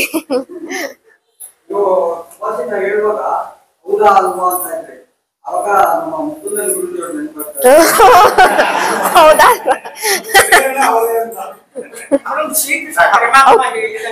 ನಾವೇನೇ ಕರ್ತವ್ಯ ಮಾಡಿಲ್ಲ, ಅದು ಅವ್ನು ಕೊಟ್ಟೆ ಕೊಡ್ತಾನೆ ಅನ್ನೋ ನಂಬಿಕೆಯಲ್ಲಿ ಹೆಣ್ಮಕ್ಳು ಇಡೀ ಸಂಸಾರ ತಗೊಂಡು ಹೋಗ್ತಾರೆ. ಅವಾಗ ನೀವ್ ಏನ್ ಒಳ್ಳೆ ಕೆಲಸ ಮಾಡ್ತೀರಿ ಆ ಪ್ರೀತಿ ಅದು ಇದೆ. ಕರ್ಮಣ್ಯವಾಧಿಕಾರಸ್ಥೆ ಮಾಫಲೇಶು ಕದಾಚ. ಏನ್ ಗೊತ್ತಾ, ಸುಭಾಷಿತ ಒಂದ್ ಹೇಳತ್ತೆ, DVG ಅವ್ರ ಮಂಕುತಿಮ್ಮನ ಕಗ್ಗ ಒಂದ್ ಹೇಳತ್ತೆ, ಭಗವದ್ಗೀತೆಯಲ್ಲಿ ಒಂದಿದೆ, ಇನ್ನೆಲ್ಲೋ ನೋಡಿದ್ರೆ ಇನ್ನೇನೋ ಶ್ಲೋಕ ಒಂದ್ ಹೇಳತ್ತೆ, ಇನ್ಯಾವ್ದೋ ಸಹಸ್ರನಾಮದಲ್ಲಿ ಇನ್ನೊಂಥರ ಹೇಳುತ್ತೆ. ತುಂಬಾನೇ ಇದೆ. ಎಲ್ಲಾ ತರನು ಭಗವಂತ ಆಲ್ರೆಡಿ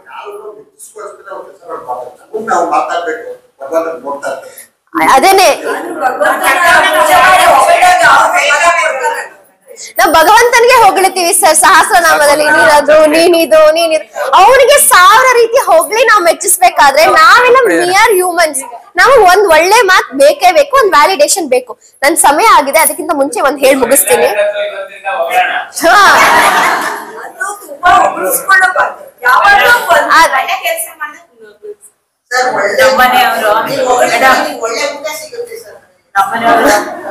ಹೆಂಗ್ ಓದಿಸ್ಕೊತೀಯ ಅಂತ ಅಂತಿದ್ರು ಯಾವಾಗ್ಲೂ. ಅದೇನೆ ಎಲ್ಲಾ ತರಾನು ಇದೆ, ಒಂದೊಂದು ಗ್ರಂಥ ಒಂದೊಂದ್ ತರ ಹೇಳುತ್ತೆ. ಅದೇ ಆ ಸಂದರ್ಭಕ್ಕೆ ಏನೇನ್ ಸರಿ ಅದನ್ನ ತಗೊಂಡ್ ನಾವು ಜೀವನದಲ್ಲಿ ಮುಂದೆ ಹೋಗ್ಬೇಕು. ಸೊ ಇಷ್ಟ ಹೇಳ್ತಾ ನನ್ನ ಸಮಯ ಮುಗ್ದಿದೆ, ನನ್ ಮಾತನ್ನ ಮುಗಿಸ್ತೀನಿ. ನಾನು ಒಂದಷ್ಟು ಶುಭಾಷಿತದ ಮೂಲಕ ಒಂದಷ್ಟು ಒಳ್ಳೆ ಮಾತ್ರ ನಿಮ್ ಹತ್ರ ಹಂಚ್ಕೊಂಡಿದೀನಿ. ಒಂದಷ್ಟು ನಿಮಗೂ ಐಡಿಯಾ ಬಂದಿರುತ್ತೆ ಜೀವನ ಏನು ಅಂತ ನಾನು ಅನ್ಕೋತೀನಿ. ನನಗೆ ಆಪರ್ಚುನಿಟಿ ಕೊಟ್ಟಂತ ಎಲ್ಲರಿಗೂ ತುಂಬಾ ಧನ್ಯವಾದಗಳು. ಕುಮಾರಿ ನಮ್ರತಾ ಅವರಿಗೆ ಧನ್ಯವಾದಗಳು. ಸೊ ಅವರು ಈ ಸುಭಾಷಿತ ಮಂಜರಿನ ನಮ್ಗೆ ತುಂಬಾ ಸಿಂಪಲ್ ಆಗಿ ಸೆನ್ಸ್ ಆಫ್ ಹ್ಯೂಮರ್ ನ ಹ್ಯಾಡ್ ಮಾಡಿ ತುಂಬಾ ಚೆನ್ನಾಗಿ ಹೇಳ್ಕೊಟ್ಟಿದ್ದಾರೆ. ಹೇಗೆ ನಾವು ಒಳ್ಳೊಳ್ಳೆ ಕ್ವಾಲಿಟೀಸ್ ನ ಅಡಾಪ್ಟ್ ಮಾಡ್ಕೊಂಡು ಪಾಪ್ಯುಲರ್ ಆಗ್ಬೋದು ಅಂತ ತುಂಬಾ ಸಿಂಪಲ್ ಆಗಿ ಹೇಳ್ಕೊಟ್ಟಿದ್ದಾರೆ. ಸೊ ಅವ್ರಿಗೊಂದು ದೊಡ್ಡ ಚಪ್ಪಾಳೆ ಬರ್ಲಿ. ಸೊ ಹೀಗೆ ನಮ್ಗೆ ರಿಸೋರ್ಸ್ ಪರ್ಸನ್ ಆಗಿ ಬರ್ತಾ ಇರ್ಲಿ, ಒಳ್ಳೊಳ್ಳೆ ಸುವಚನಗಳನ್ನ ಹೇಳ್ತಾ ಇರ್ಲಿ ಅಂತ ಕೇಳ್ತಾ, ಇವರು ನೆಕ್ಸ್ಟ್ ಇಯರ್ ಒಂದ್ ಒಳ್ಳೆ ಲಾಯರ್ ಕೂಡ ಆಗ್ತಾರೆ ಅಂತ ಅನ್ಕೊಳ್ತೇನೆ. Thank you Namrata.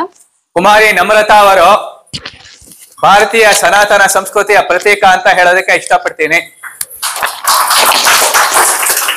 ನೋಡಿ, ಭಾರತ ದೇಶ ಎಂತ ಅತ್ಯದ್ಭುತವಾಗಿರ್ತಕ್ಕಂಥ ಕೊಡುಗೆ ಕೊಟ್ಟಿದೆ ಅಂತಂದ್ರೆ, ಒಬ್ಬರು ಸತ್ಪ್ರಜೆ ಆಗ್ಬೇಕು ಅಂತಂದ್ರೆ ಅವ್ರು 4 ವೇದಗಳನ್ನ ಓದ್ಬೇಕು ಅಂತಿಲ್ಲ, ಉಪನಿಷತ್ತುಗಳನ್ನ ಓದ್ಬೇಕು ಅಂತಿಲ್ಲ, ಯಾವುದನ್ನೇ ಓದರೂ ಸತ್ಪ್ರಜೆಗಳಾಗ್ತಾರೆ. ಆದ್ರೆ ಸುಭಾಷಿತ ಅನ್ನತಕ್ಕಂಥದ್ದು ಅತ್ಯಂತ ಸರಳವಾಗಿ ಸುಂದರವಾಗಿ ಇರ್ತಕ್ಕಂಥ ಸಂಸ್ಕೃತದಲ್ಲಿ ಇರ್ತಕ್ಕಂಥ 3 ಧ್ಯೇಯೋದ್ದೇಶ ಇರ್ತಕ್ಕಂಥ ವಾಕ್ಯಗಳು. ಇದಮಹಿ ಪಾಂಡಿತ್ಯಂ, ಇದಮಹಿ ಸುಬುದ್ಧಿತ್ವಂ, ಇದಮಹಿ ಚಾತುರ್ಯಂ, ಆಯಾ ದಲ್ಪ ತೊರವೆಯ ಅಂತ. ಒಬ್ಬ ಮನುಷ್ಯ ಪಂಡಿತ ಯಾವಾಗ ಆಗ್ತಾನೆ, ಜ್ಞಾನಿ ಯಾವಾಗ ಆಗ್ತಾನೆ, ಬುದ್ಧಿವಂತ ಯಾವಾಗ ಆಗ್ತಾನೆ, ಪ್ರಕಾಂಡವಾಗಿರ್ತಕ್ಕಂಥ ವಿದ್ವತ್ಪೂರ್ಣವಾಗಿರ್ತಕ್ಕಂಥ ವ್ಯಕ್ತಿ ಯಾವಾಗ ಆಗ್ತಾನೆ ಅಂತಂದ್ರೆ ಅವನು ಸಾಲರಹಿತವಾಗಿರ್ತಕ್ಕಂಥ ಜೀವನವನ್ನ ನಡೆಸೋವನಿಗೆ ಈ ಪ್ರಪಂಚ ಅನ್ನೋದು ಗೌರವಿಸುತ್ತೆ ಅನ್ನುತ್ತೆ. ಅಂದ್ರೆ ಸುಭಾಷಿತ ಅಂತಕ್ಕಂಥದ್ದು ಅತ್ಯಂತ ಸರಳವಾಗಿ ಸುಂದರವಾಗಿ ಪ್ರತಿಯೊಬ್ಬ ಮನುಷ್ಯನನ್ನು ಭಾರತೀಯ ಸನಾತನ ಸಂಸ್ಕೃತಿಗೆ ಆಧ್ಯಾತ್ಮಿಕತೆಗೆ ಕರ್ಕೊಂಡು ಹೋಗ್ತಕ್ಕಂಥ ಒಂದು ಮಾರ್ಗ ಆಗಿದೆ. ಅಂತ ಮಾರ್ಗವನ್ನ ತಿಳಿಸಿಕೊಟ್ಟಿರತಕ್ಕಂಥ ಕುಮಾರಿ ನಮ್ರತಾ ಅವರೇ, ನಿಮ್ಗೆ ಹೃದಯಪೂರ್ವಕವಾಗಿರ್ತಕ್ಕಂಥ ಅಭಿನಂದನೆಗಳು. ಮೈಸೂರು ಯೋಗಿ ಸಂಸ್ಥೆಯ ಪರವಾಗಿ ಹರಿ ಓಂ.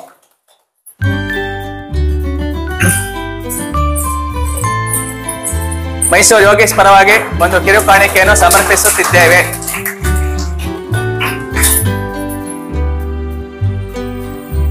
ಈ ದಿನದ ಮುಖ್ಯ ಅತಿಥಿಗಳಾಗಿ ಬಂದಿರುವ ಡಾಕ್ಟರ್ ರವಿಶಂಕರ್ ಸ್ನೇಹಮಯಿ ಮೈಸೂರು ಇವರಿಂದ ಒಂದೆರಡು ಮಾತುಗಳನ್ನ ಹೇಳ್ಬೇಕಂತ ಕೇಳ್ಕೊತೀನಿ. ಎಲ್ಲರಿಗೂ ನಮಸ್ಕಾರ. ಈ ಮೇಡಮ್ ತುಂಬಾ ಮಾತಾಡ್ಬಿಟ್ಟಿದ್ದಾರೆ, ಹೇಳ್ಬಿಟ್ಟಿದ್ದಾರೆ. ಅವ್ರ ಮುಂದೆ ಜಾಸ್ತಿ ಮಾತಾಡಕ್ ಹೋದ್ರೆ ಉತ್ಪ್ರೇಕ್ಷೆ ಆಗ್ತದೆ ಅನ್ಸುತ್ತೆ. ಈ ಒಂದು ನಾವೆಲ್ಲ ಇಲ್ಲಿ ಕೂತಿದೀವಿ ಅನ್ನೋದಕ್ಕೊಂದು ಕಾರಣ ಇದೆ. ಸತ್ಸಂಗ, ಯೋಗ, ಧ್ಯಾನ, ಪ್ರಾಣಾಯಾಮ ಅಂತ ಏನೆಲ್ಲ ಮಾಡ್ತಿದ್ದೀವಿ, ಎಲ್ಲದೂ ಹಿನ್ನೆಲೆ ಅದಕ್ಕೊಂದು ಶಕ್ತಿ ಒಬ್ರು ಇರ್ತಾರೆ. ಒಂದು ಸಣ್ಣ ಕತೆ ಹೇಳ್ತೀನಿ. ಒಂದ್ಸಲ ಸೂರ್ಯ ನನಗೆ ರಜಾ ಬೇಕು ಅಂತ ಹೇಳಿದ್ನಂತೆ. ರಜಾ ಬೇಕು ನನಗೆ ಅಂತ ಸೂರ್ಯ ಹೇಳಿದ್ನಂತೆ. ಆಗ ಎಲ್ಲಾರು ಸೇರಿದ್ರಂತೆ, ಪರಿಸರದಲ್ಲಿ ಇರ್ತಕ್ಕಂಥ ಎಲ್ಲಾ ವಸ್ತುಗಳನ್ನು ಸೇರಿಸ್ತಾರಂತೆ. ನೋಡಪ್ಪ, ಸೂರ್ಯ ರಜಾ ತಗೋಬೇಕು ಅಂತ ಹೇಳ್ತಿದ್ದಾನೆ ಒಂದಿನ, ಯಾರು ಅವನ ಕಾರ್ಯವನ್ನ ಮಾಡಿ ನೀವು ಅಂತ ಯಾರು ಒಪ್ಲಿಲ್ಲಂತೆ. ಆಗ ಕೊನೆಗೆ ಒಂದು ಸಣ್ಣ ದೀಪ, ನಾನು ಮಾಡ್ತೀನಿ ಆ ಕಾರ್ಯನ ಅಂತ ಹೇಳ್ತಂತೆ. ಹಾಗೆ ನಮ್ಮ ಮಂಜುನಾಥ್ ಅವರು ಸತ್ಸಂಗಗಳಿಗೆ, ಎಲ್ಲಾ ರೀತಿ ಯೋಗ ಕಾರ್ಯಕ್ರಮಗಳಿಗೆ, ನಮಯೋಗ ಭವನ ಆಗ್ಬೋದು, ಸ್ಕೈ ಯೋಗ ಆಗ್ಬೋದು, ನಮ್ಮ ಇಲ್ಲಿ ಒಂದು ಕಾರ್ಯಕ್ರಮ ಆಗ್ಬೋದು, ಒಂದು ಯೋಗೀಸ್ ಆಗ್ಬೋದು, ಎಲ್ಲಾ ಕಾರ್ಯಕ್ರಮಗಳಿಗೂ ನಮಗೆ ಬೆನ್ನೆಲುಬಾಗಿ ನಿಂತಿದ್ದಾರೆ.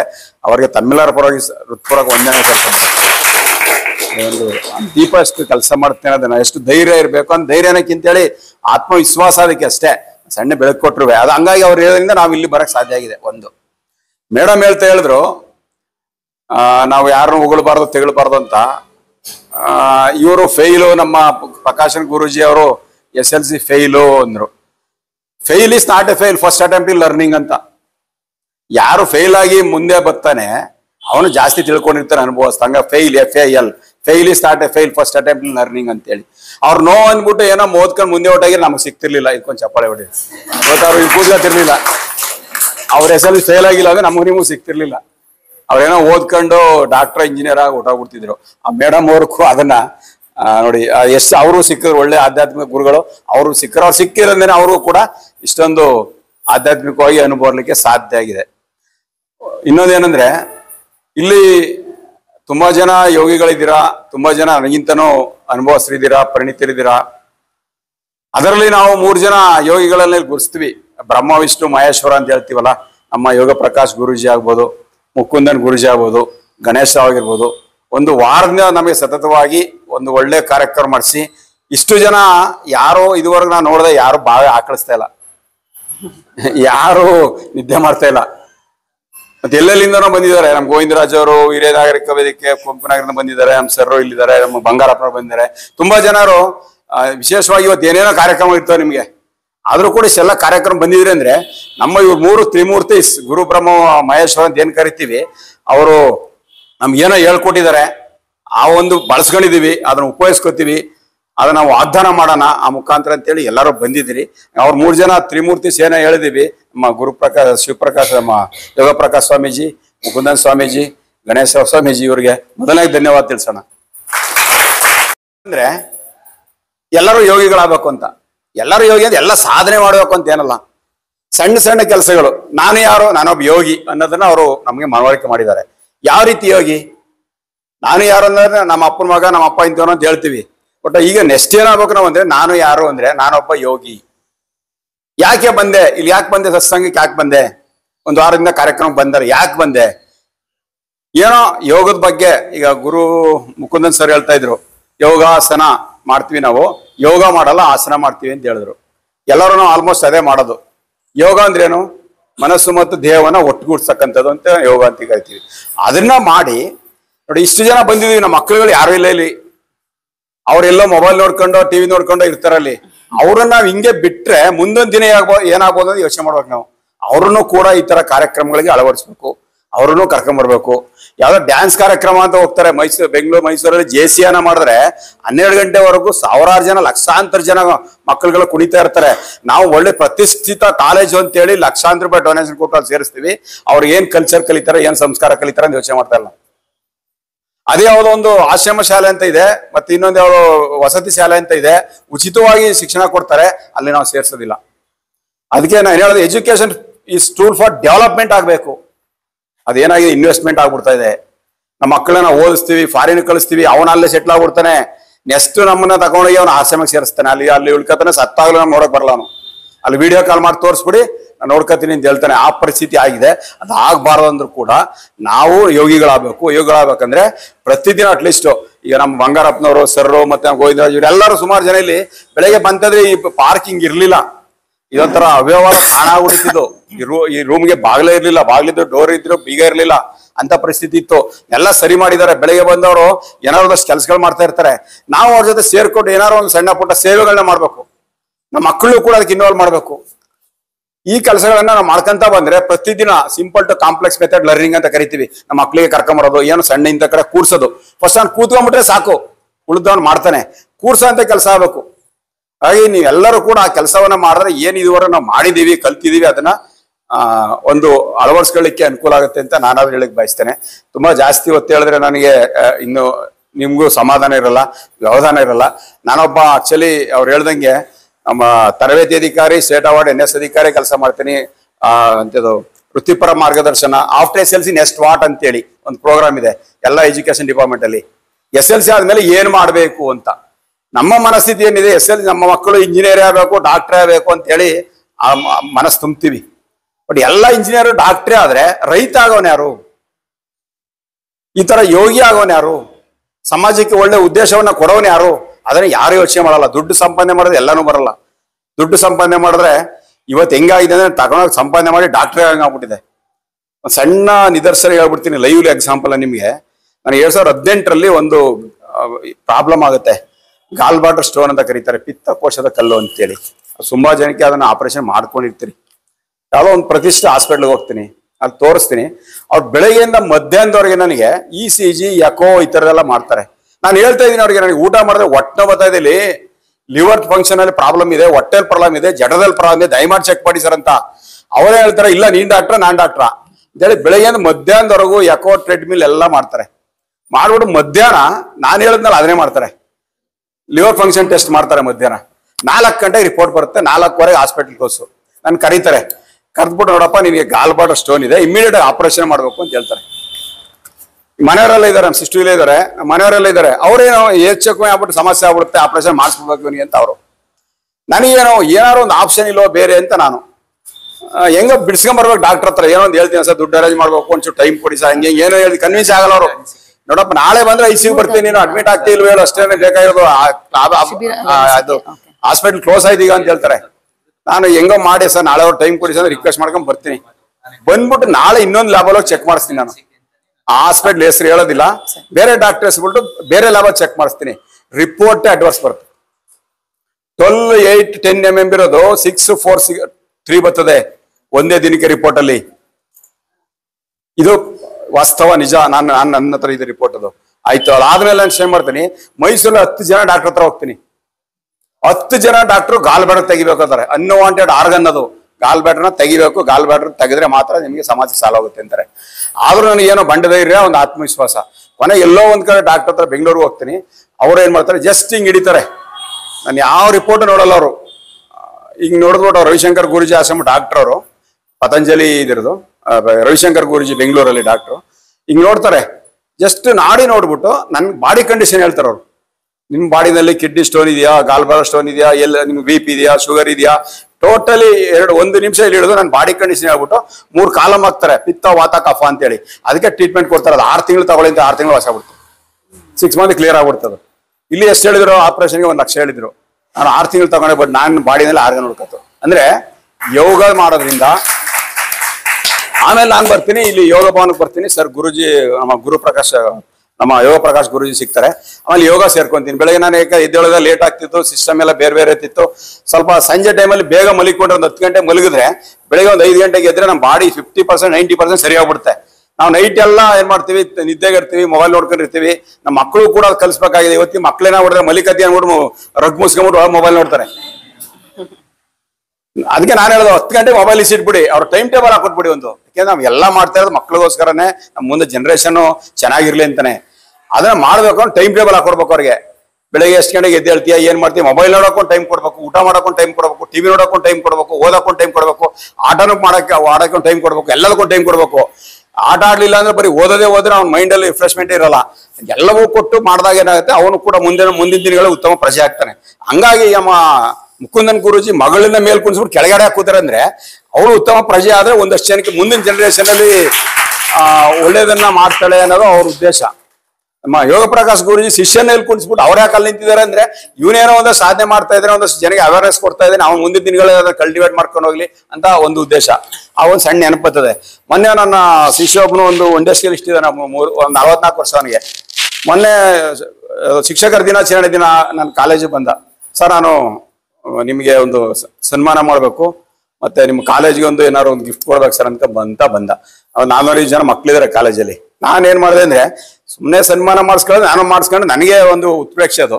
ಅದ್ರ ಬದಲು ಇವನಿಂದ ಇನ್ಸ್ಪಿರೇಷನ್ ಆಗಲಿ ಒಂದಷ್ಟು ಜನಕ್ಕೆ ಅಂತೇಳಿ ಪ್ರೇಯರ್ ಮಾಡ್ತೀವಿ ಡೈಲಿ. ಆ ಟೈಮಲ್ಲಿ ಅವನ್ನ ಕರೆದು ಕೂರಿಸ್ಬಿಟ್ಟು ಅವನಿಗೆ ಸನ್ಮಾನ ಮಾಡ್ಬಿಟ್ಟು, ನಾನು ಏನ್ ತಗೊಂಬಂದಿದ್ದ ಅದನ್ನ ಹಾಕಿ ಅವನಿಗೆ ಸನ್ಮಾನ ಮಾಡ್ಬಿಟ್ಟು, ಅವನು ಹೆಂಗ್ ಬೆಳೆದ, ಏನಾಗಿದ್ದ, ಅವರಪ್ಪ ಮೂಗ, ಆಕ್ಚುಲಿ ಹೆಚ್ಚಿಕೋಟೆ ಹತ್ರ ಬೆಳ್ತೂರು ಅಂತ ಗ್ರಾಮದವನು. ಅಂತ ಪರಿಸ್ಥಿತಿಯಲ್ಲಿ ಓದ್ಕೊಂಡ್ಬಂದು ಅವನು ನೆಕ್ಸ್ಟ್ ಇವತ್ತು ಒಂದು 3-4 ಕಂಪ್ನಿ ಇಟ್ಕೊಂಡು ಒಳ್ಳೊಳ್ಳೆ ಫಾರ್ಚುನರ್ ಕಾರು, ಇನ್ನೋವಾ ಕಾರ್ಲ ಓಡಾಡ್ತಾನೆ ಅಂದ್ರೆ, ಅವನ ಒಂದಷ್ಟು ಜನ ಮಕ್ಕಳಿಗೆ ಇನ್ಸ್ಪಿರೇಷನ್ ಆಗಲಿ ಅಂತ ಅವನಿಗೆ ಒಂದು ಆ ಸನ್ಮಾನವನ್ನು ಮಾಡಿದೆ. ಆಗ 100 ಜನ ಮಕ್ಕಳುಗಳಿಗೆ ಇನ್ಸ್ಪಿರೇಷನ್ ಆಯ್ತು. ಹಂಗಾಗಿ ಅವರು ನಮ್ಮನ್ನೇ ಯಾಕೆ ತಿಳ್ಗುರ್ಸಿದ್ದಾರೆ ಅಂತಂದ್ರೆ, ನಿಮ್ಗೆ ಒಂದು ಇನ್ಸ್ಪಿರೇಷನ್ ಆಗಲಿ, ಮುಂದೆ ನೀವು ಒಂದು ಒಳ್ಳೆ ಕಾರ್ಯಕ್ರಮ ಮಾಡ್ಲಿಕ್ಕೆ ಅನುಕೂಲ ಆಗಲಿ, ಇವನಿಂದ ಒಂದಷ್ಟು ಒಳ್ಳೇದಾಗಲಿ ಅನ್ನೋದು ಅವರ ಒಂದು ಮೂಲ ಉದ್ದೇಶ ಇರ್ತದೆ. ಹಾಗಾಗಿ ಅವರು ಮತ್ತೆ ನಮ್ಮ ಗಣೇಶ ಅವರು ತುಂಬಾ ಚೆನ್ನಾಗಿ ಹೇಳಿದ್ರು ನಮಗೆ. ಅದು ಯಮ, ನಿಯಮ, ಆಸನ, ಪ್ರಾಣಾಯಾಮ, ಪ್ರತ್ಯಾಹಾರ, ಇದು ಯೋಗ, ಧ್ಯಾನ ಮತ್ತೆ ಸಮಾಧಿ, ಇದ್ರ ಬಗ್ಗೆ ತುಂಬಾ ಚೆನ್ನಾಗಿ ನಮಗೆ ಮನವರಿಕೆ ಆಗಂಗೆ ಎಲ್ಲ ಇನ್ಸ್ಪಿರೇಷನ್ ಆಗೋ ತರ ಮಾಡ್ಕೊಟ್ರು. ಎಲ್ಲರೂ ಕೂಡ ನಾವು ಬಳಸ್ಕೊಂಡು ಸರಿಯಾದ ರೀತಿಯಲ್ಲಿ ನಾವು ಉಪಯೋಗಿಸ್ಕೊಂಡ್ರೆ ನಮ್ಮ ಮುಂದಿನ ಪೀಳಿಗೆ ಚೆನ್ನಾಗಿರುತ್ತೆ ಅಂತ ಹೇಳಲಿಕ್ಕೆ ನಾನು ಈ ಸಂದರ್ಭ ಹೇಳಕ್ ಬಯಸ್ತೇನೆ. ಮತ್ತೆ ನಂದು ಇನ್ನೊಂದು ಸಣ್ಣದು, ನಾವು ಪ್ರತಿ ರಾಷ್ಟ್ರೀಯ ಹಬ್ಬಗಳನ್ನ ಮಾಡ್ಬೇಕಾದ್ರೆ ಗಾಂಧೀಜಿ, ಅಂಬೇಡ್ಕರ್ ಇಬ್ಬರನ್ನ ಇಡ್ತೀವಿ. ಅವರಿಬ್ಬರೇ ಸ್ವಾತಂತ್ರ್ಯ ತಂದ್ಕೊಟ್ಟವರು. ಇನ್ನು ತುಂಬಾ ಜನ ಸೇರ್ಕೊಟ್ಟಿದ್ದಾರೆ. ಅಲ್ಲಿ ಎಲ್ಲಿಂದ ಸ್ಟಾರ್ಟ್ ಆಯ್ತು ಅಂದ್ರೆ, ವಿವೇಕಾನಂದಿಂದನೂ ಸ್ಟಾರ್ಟ್ ಆಯ್ತು. 7 ಎದ್ದೇಳು, ಗುರಿ ಮುಟ್ಟುವವರೆಗೂ ನಿಲ್ಲದಿರು, ನಿನ್ನ ಬಾಳಿನ ಶಿಲ್ಪಿ ನೀನೇ ಅಂತ ಏನ್ ಹೇಳ್ತೀವಿ, ಅಲ್ಲಿಂದಾನು ಸ್ಟಾರ್ಟ್ ಆಯ್ತದು. ಕೊನೆಗೆ ಬಂದು ಗಾಂಧೀಜಿ ಟೈಮಲ್ಲಿ ಒಂದು ಸ್ವಾತಂತ್ರ್ಯ ಅಂತ ನಮ್ಗೆ ಸಿಕ್ತು. ಹಂಗಾಗಿ ಎಲ್ಲರೂ, ನಮ್ಮ ತಂದೆ ಆಕ್ಚುಲಿ ಸೋಷಿಯಲ್ ವರ್ಕರ್ ಗುರುಮಲ್ಲಪ್ಪ ಅಂತೇಳಿ ಉಮ್ಮತ್ತೂರವರು, ಇಲ್ಲಿ ನಟರಾಜ ಸ್ಕೂಲಲ್ಲಿ ಇದರಲ್ಲಿ ಮ್ಯಾನೇಜರ್ ಆಗಿದ್ರು. ಅವರೊಂದು ಕಾನ್ಸೆಪ್ಟ್ ನ ಕ್ರಿಯೇಟ್ ಮಾಡಿದ್ರು. ಒಂದು ಎಲ್ಲರ ಮಕ್ಕಳುಗಳಿಗೆ ನ್ಯಾಷನಲ್ ಫೆಸ್ಟಿವಲ್ಗಳಿಗೆ ನಮ್ಮ ಭಾರತಾಂಬೆ, ಕನ್ನಡಾಂಬೆ, ರಾಷ್ಟ್ರಧ್ವಜ, ಮತ್ತೆ ಯಾರು ಗ್ರೇಟ್ ಲೀಡರ್ಸ್ ಅಂತ ನಾವು ಕರೀತಿದೀವಿ, ಗಾಂಧಿ ಆಗಿರ್ಬೋದು, ಅಂಬೇಡ್ಕರ್ ಆಗಿರ್ಬೋದು, ಯಾರು ವಿವೇಕಾನಂದರಾಗಿರ್ಬೋದು, ಸುಭಾಷ್ ಚಂದ್ರ ಬೋಸ್ ಆಗಿರ್ಬೋದು, ವಲ್ಲಭಾಯ್ ಪಟೇಲ್ ಆಗಿರ್ಬೋದು, ಶಾಸ್ತ್ರೀಜಿ ಆಗಿರ್ಬೋದು, ಮತ್ತೆ ಇವನ್ ನಮ್ಮ ಸಿಸ್ಟರ್ ನಿವೇದಿತಾ ಆಗಿರ್ಬೋದು, ಎಲ್ಲರನ್ನೂ ಕೂಡಿಸಿ ಒಂದು ಮಕ್ಕಳಿಗೆ ಮನವರಿಕೆ ಮಾಡಬೇಕು, ಒಂದು ಡಿಬೇಟ್ ಕಾಂಪಿಟೇಷನ್ ಮಾಡಬೇಕು. ಆ ದಿನ ನಾವು ಸುಮ್ಮನೆ ರಜಾ ಕೊಟ್ಬಿಡೋದಲ್ಲ, ಒಂದು ಕೂರಿಸಿ ಮಕ್ಕಳುಗಳಿಗೆ ಒಂದಷ್ಟು ವಿಷಯಗಳನ್ನು ತಿಳಿಸಿ ಮುಂದೆ ದೇಶ ಸುಭಿಕ್ಷವಾಗಿರ್ಬೇಕಾದ್ರೆ ಏನೆಲ್ಲ ಬೇಕು, ಇಲ್ಲಿ ಓದ್ಕೊಂಡು ಇಂಡಿಯಾದಲ್ಲಿ ಕಲ್ಚರ್ನ ಕಲ್ತ್ಕೊಂಡು ಇಂಡಿಯಾದಲ್ಲಿ ಮಣ್ಣನ್ನ ಅನ್ನನ ಗಾಳಿ ಋಣ ತಿನ್ಕೊಂಡು ಫಾರಿನ್ ಕೊಟ್ಟೋಗ್ಬಿಟ್ಟು ಸೆಟ್ಲ್ ಆಗ್ಬಿಟ್ಟು ಅಲ್ಲಿ ಫಾರಿನ್ ಅಲ್ಲಿ ಯಾರನ್ನ ಮದುವೆ ಮಾಡ್ಕೊಂಡು ಅಲ್ಲೇನೋ ಇದ್ಬಿಟ್ಟು ಮನೆ ಅಪ್ಪ ಅಮ್ಮನ ತಗೊಂಬಂದು ಆಶ್ರಮಕ್ಕೆ ಸೇರಿಸ್ಬಿಡೋದು ಎಜುಕೇಶನ್ ಅಲ್ಲ. ಎಜುಕೇಶನ್ ಟೂಲ್ ಫಾರ್ ಡೆವಲಪ್ಮೆಂಟ್ ಆಗ್ಬೇಕಾದ್ರೆ ನಾವು ಇರೋ ಕಡೆನೆ ನಮ್ಗೇನು ಪ್ರತಿಭೆ ಅದನ್ನ ಪ್ರದರ್ಶನ ಮಾಡಿ ಆ ಪ್ರತಿಭೆಯಿಂದ ಒಂದಷ್ಟು ಜನಕ್ಕೆ ಒಳ್ಳೆ ದಿನ ಮಾಡ್ಬೇಕು ಅಂತೇಳಿ ಕಾನ್ಸೆಪ್ಟ್ ನ ಕೊಟ್ಟರು ಅಂತಂದೆ. ಯಾಕೆಂದ್ರೆ ಒಂದ್ಸಲ ನ್ಯಾಷನಲ್ ಕಾಲೇಜಲ್ಲಿ ಇಂಟರ್ವ್ಯೂ ಮಾಡ್ತಾ ಇರ್ತಾರೆ. ನ್ಯಾಷನಲ್ ಕಾಲೇಜ್ ಫೇಮಸ್ ಕಾಲೇಜ್ ಅದು, ನ್ಯಾಷನಲ್ ಕಾಲೇಜ್ ಬೆಂಗಳೂರು. ಅವ್ರು ಹೇಳ್ತಾರೆ ರಾಜೀವ್ ಗಾಂಧಿ ಯಾರು ಅಂತ ಕೇಳಿದ್ರೆ ಆ ಹುಡುಗ ಏನಂತ ಹೇಳ್ತಾರೆ ಅಂದ್ರೆ, ರಾಜೀವ್ ಗಾಂಧಿ ಯಾರು ಅಂದ್ರೆ ಗಾಂಧೀಜಿ ಮೊಮ್ಮಗ ಅಂತ ಹೇಳ್ತಾನೆ. ಗಾಂಧಿ ಅಂತ ಬಂದ ತಕ್ಷಣ ಗಾಂಧೀಜಿ. GH ಪಟೇಲ್ ಯಾರು ಅಂದ್ರೆ ವಲ್ಲಭಾಯ್ ಪಟೇಲ್ ಮಗ ಅಂತ ಹೇಳ್ತಾನೆ. ಅಂದ್ರೆ ಪಟೇಲ್ ಅಂತ ಬಂದ ತಕ್ಷಣ ಅದು ಏನೋ ಸರ್ನೇಮ್ ಅದು ಹಂಗೆ ಹತ್ರ. ಅದು ನಿಜನಾ? ಇಲ್ಲ, ನಮಗ್ ಗೊತ್ತು, ಬಟ್ ಅಲ್ಲಿ ಡಿಗ್ರಿ ಮಾಡ್ತಾ ಇರೋ ಮಕ್ಕಳಿಗೆ ಅದು ಗೊತ್ತಿಲ್ಲ. ಅಂದ್ರೆ ಅವ್ರ ವಾಸ್ತವಾಂಶ ಹೆಂಗಿದೆ ಅಂದ್ರೆ ಏನೋ ಕಲಿಬೇಕು, ಕಲಿತಾ ಇದೆ. ಪುಸ್ತಕದ ಬದನೆಕಾಯಿ ಸಾಂಬಾರು ಬರಲ್ಲ. ಪುಸ್ತಕ ಬದನೆಕಾಯಿ ಓದ್ತಾರೆ, ಈ ವರ್ಷ ಓದ್ತಾರೆ, ಭರವಸೆ ಮಾಡಿರ್ತಾರೆ, ಭರವಸೆ ಓದ್ತಾರೆ, ನೆಕ್ಸ್ಟ್ ಇಯರ್ ಮಾಡ್ತಾರೆ. 10ನೇ ಕ್ಲಾಸ್ ಬರ್ಬೇಕಾದ್ರೆ ಅವನಿಗೆ 1ನೇ ಕ್ಲಾಸ್ 8ನೇ ಕ್ಲಾಸ್ ಮಗಿ ಗೊತ್ತಿರಲ್ಲ. ಮಗಿ ಕೇಳಿದ್ರೆ ಕಾಲ್ ಕಡ್ ಹಿಡ್ಕೊಂತಾನೆ, ಯಾವ್ದೋ ಮಧ್ಯೆ ಕೇಳಿದ್ರೆ ಏನೋ ಗೊತ್ತಿಲ್ಲ. ಅಂತ ಪರಿಸ್ಥಿತಿ ಇವತ್ತು ಆಗಿದೆ. ಹಂಗೆ ಆಗ್ಬಾರ್ದು ಅಂತ ಹೇಳಿದ್ರೆ ಪ್ರತಿಯೊಬ್ಬರು ಕೂಡ ನಮ್ಮ ಮನೆಗಳಲ್ಲಿಂದ ಫಸ್ಟ್ ಇಂದ ಸ್ಟಾರ್ಟ್ ಮಾಡೋಕೆ ನಾವು ಇವತ್ತಿಂದನೇ ಮನೆಗಳಲ್ಲಿ ಮಕ್ಕಳುಗಳಿಗೆ ಒಂದಷ್ಟು ಇಂಥ ಸತ್ಸಂಗಗಳಿಗೆ ಹೋಗುವಂಥದ್ದು, ಕೌನ್ಸಿಲಿಂಗ್ ಮಾಡಿಸೋಂಥದ್ದು. ಮಕ್ಕಳಿಗೆ ಆಸಕ್ತಿ ಇಲ್ಲ ಅಂದ್ರೆ ಅದನ್ನ ಕೌನ್ಸಿಲಿಂಗ್ ಮಾಡಿಸೋ ಅಂಥದ್ದು. ಅವನಿಗೆ ಯಾವ್ದ್ರಲ್ಲಿ ಆಸಕ್ತಿ ಇದೆ ಆ ವಿಷಯದಲ್ಲಿ ಅವನಿಗೆ ನಾವೊಂದು ಜ್ಞಾನವನ್ನ ಕೊಡ್ತಕ್ಕಂಥದ್ದು. ಅದಕ್ಕೆ ಹೇಳ್ತಾರೆ ಅಸತೋಮ ಸದ್ಗಮಯ, ತಮಸೋಮ ಜ್ಯೋತಿರ್ಗಮಯ, ಮೃತ್ಯೋಮ ಅಮೃತಂಗಮಯ ಅಂತ ಹೇಳ್ತಾರೆ. ಅಂದ್ರೆ ಸತ್ಯದ ಕಡೆ ಹೋಗಕ್ಕೆ, ಕತ್ತಲಿಂದ ಬೆಳಕಿನ ಕಡೆ ಹೋಗಕ್ಕೆ, ಸಾವಿನಿಂದ ಬದುಕಿನ ಕಡೆ ಹೋಗ್ಲಿಕ್ಕೆ ಏನೆಲ್ಲ ಬೇಕು ಅದನ್ನೆಲ್ಲ ನಮ್ಮ ಕೈಯಲ್ಲಿ ಏನೇನು ಸಾಧ್ಯ ಎಲ್ಲವೂ ನಾವು ಮಾಡಿದ್ರೆ ಈ ಒಂದು ಕಾರ್ಯಕ್ರಮ ಆಯೋಜನೆ ಮಾಡೋರಿಗೂ ತುಂಬಾ ನಾವು ಒಂದು ಒಳ್ಳೆಯದನ್ನ ಬಯಸ್ದಂಗ ಆಗುತ್ತೆ. ಅವ್ರಿಗೂ ಕೂಡ ನಮ್ಮ ಒಂದು ಉತ್ಕೃಷ್ಟದಾಯಕ ಕಾರ್ಯಕ್ರಮ ಆಗುತ್ತೆ ಅಂತ ಹೇಳಿ ಫೋಟೋ ಕೊಡಿ ಸರ್. ಅದೊಂದು ಫೋಟೋವನ್ನ ಇಲ್ಲಿ ಇಟ್ಕೊಳ್ಳಿ. ನೆಕ್ಸ್ಟ್ ಕಾರ್ಯಕ್ರಮಗಳು ಇಂಡಿಪೆಂಡೆನ್ಸ್ ಡೇ ಮತ್ತೆ ರಾಷ್ಟ್ರೀಯ ಹಬ್ಬಗಳಲ್ಲಿ ಮಕ್ಕಳುಗಳಿಗೆ ಸೇರಿಸಿ ಒಂಚೂರು ಇನ್ಸ್ಪಿರೇಷನ್ ಆಗತಕ್ಕಂಥದ್ದು, ಕ್ವಿಜ್ಜು, ಬೇರೆ ಬೇರೆಯವ್ರ ಹೆಸರು ಹಾಕ್ಬಿಟ್ಟು ಅದ್ರ ಬಗ್ಗೆ ಮಾತಾಡಿ ಅಂತದ್ದು, ಅದ್ರ ಬಗ್ಗೆ ಮಾಡ್ಲಿ ಅಂತೇಳಿ ಅದೊಂದು ಕೊಡ್ತೀನಿ. ಯಾಕೆ ಮೊನ್ನೆ ಕಾರ್ಯಕ್ರಮ ಮಾಡಿದಾಗ ಗಾಂಧೀಜಿ ಫೋಟೋ ಇಟ್ಟಿದ್ರು, ಬಟ್ ಎಲ್ಲರನ್ನೂ ಇಡಿ ಅಂತೇಳಿ ನಾನು ಹೇಳ್ಕೊಳ್ಳೋದಷ್ಟೇ. ಹಂಗಾಗಿ ಇದನ್ನ ನಮ್ಮ ಒಂದು ಇವಕ್ಕೆ ಸಮರ್ಪಿಸ್ತೀನಿ. ದಯಮಾಡಿ ಇದನ್ನ ಇಟ್ಕೊಳ್ತಾರೆ. ಇಲ್ಲಿ ಆಲ್ಮೋಸ್ಟ್ ಎಲ್ಲರೂ ಇದೆ, ಅದು ಒಳ್ಳೆ ಕಾರ್ಯಕ್ರಮ ಆಗಲಿ.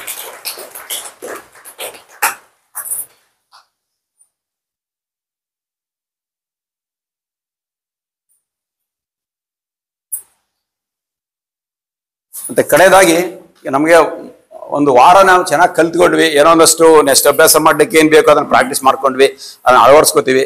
ಅವ್ರ 3 ಜನಕ್ಕೆ ನಮ್ಮ ಒಂದು ಸಣ್ಣದಾಗಿ ಒಂದು ಗೌರವ ಸಮರ್ಪಣೆನ ಮಾಡ್ಬೇಕು ಅಂತ ಅನ್ಕೊಂಡಿದ್ದೀನಿ ತಮ್ಮೆಲ್ಲರ ಸಮ್ಮುಖದಲ್ಲಿ. ದಯಮಾಡಿ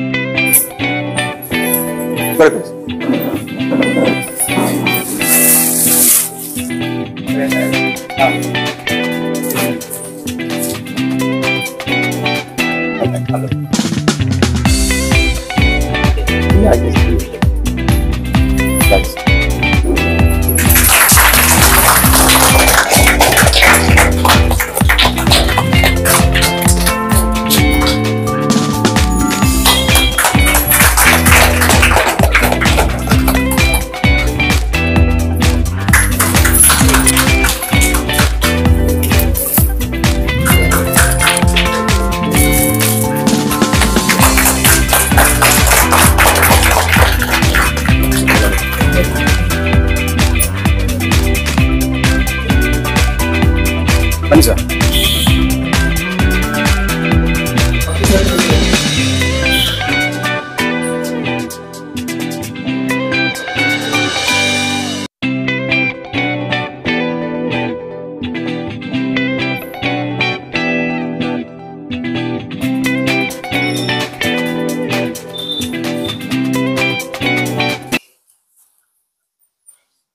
ಡಾಕ್ಟರ್ ರವಿಶಂಕರ್ ಅವರಿಗೆ ಹೃದಯಪೂರ್ವಕ ನಮನಗಳನ್ನ ಸಲ್ಲಿಸ್ತೇನೆ.